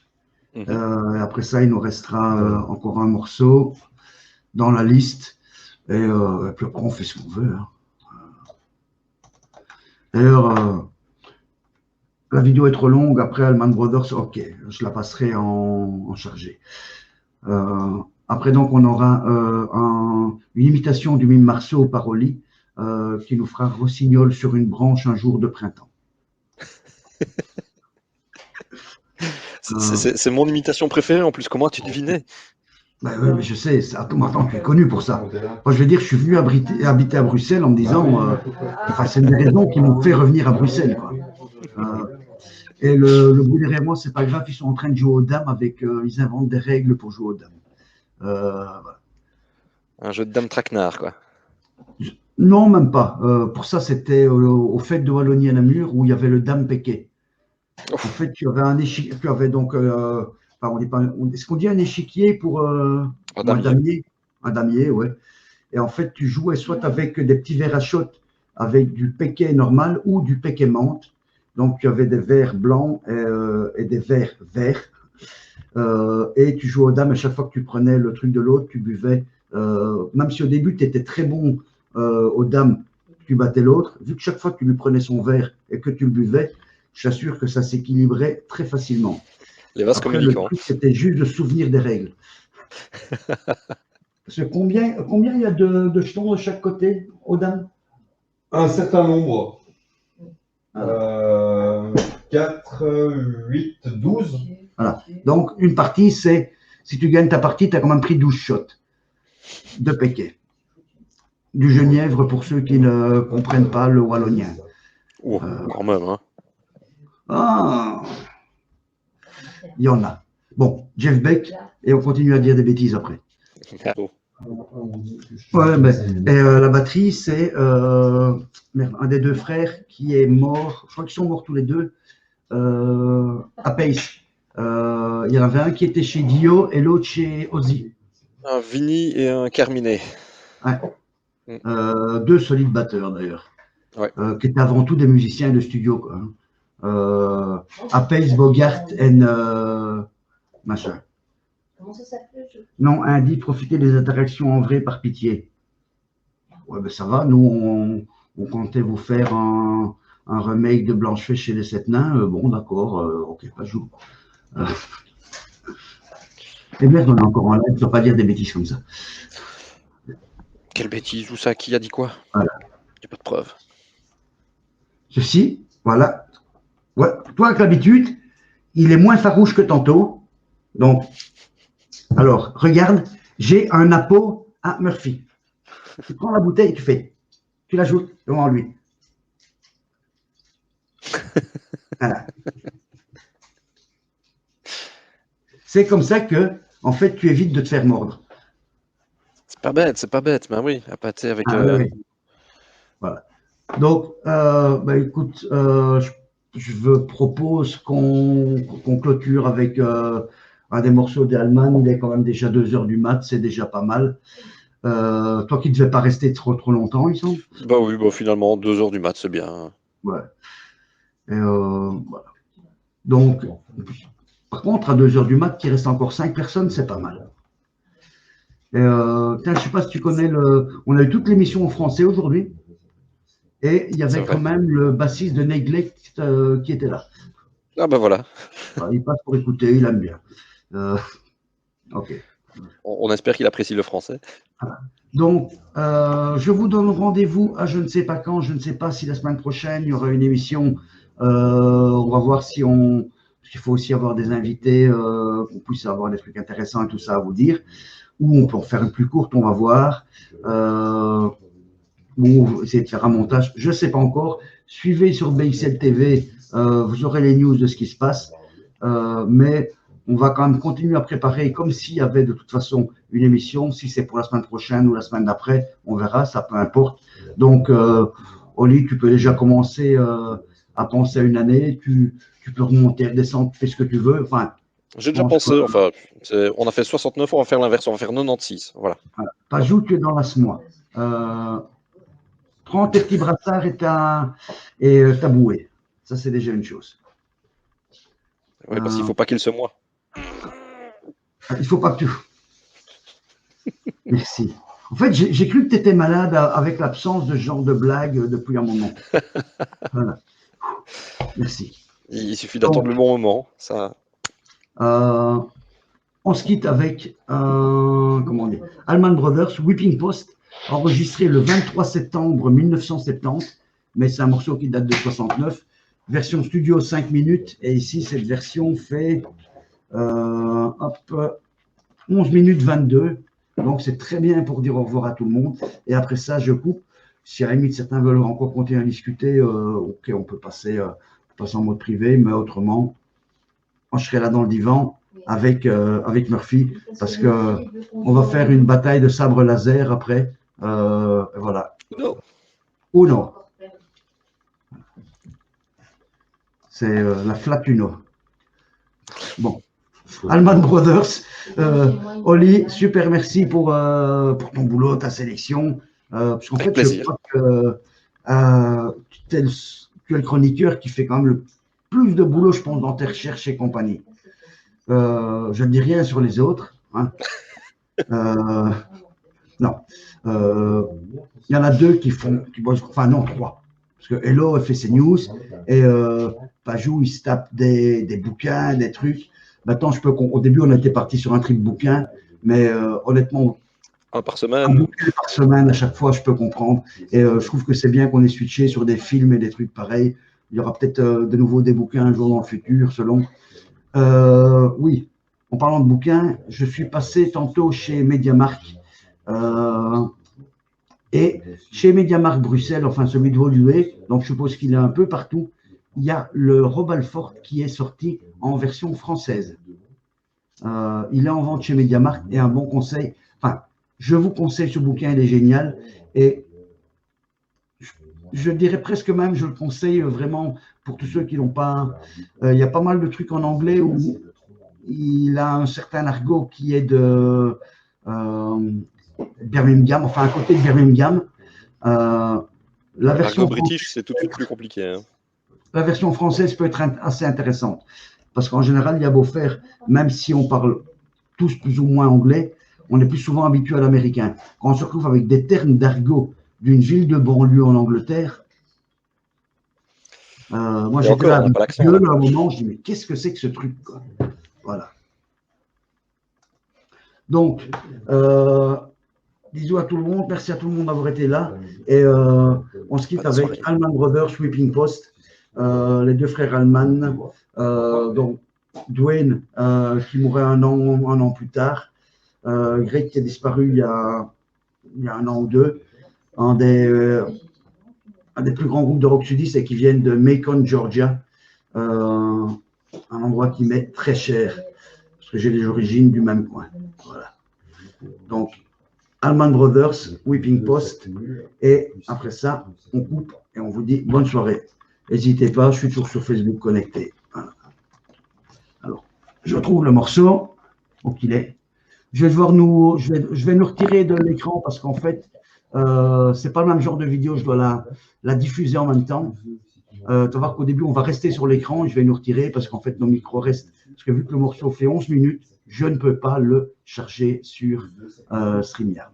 Voilà. Bisous tout le monde, merci de nous avoir suivis. Ciao, ciao. Bonne soirée.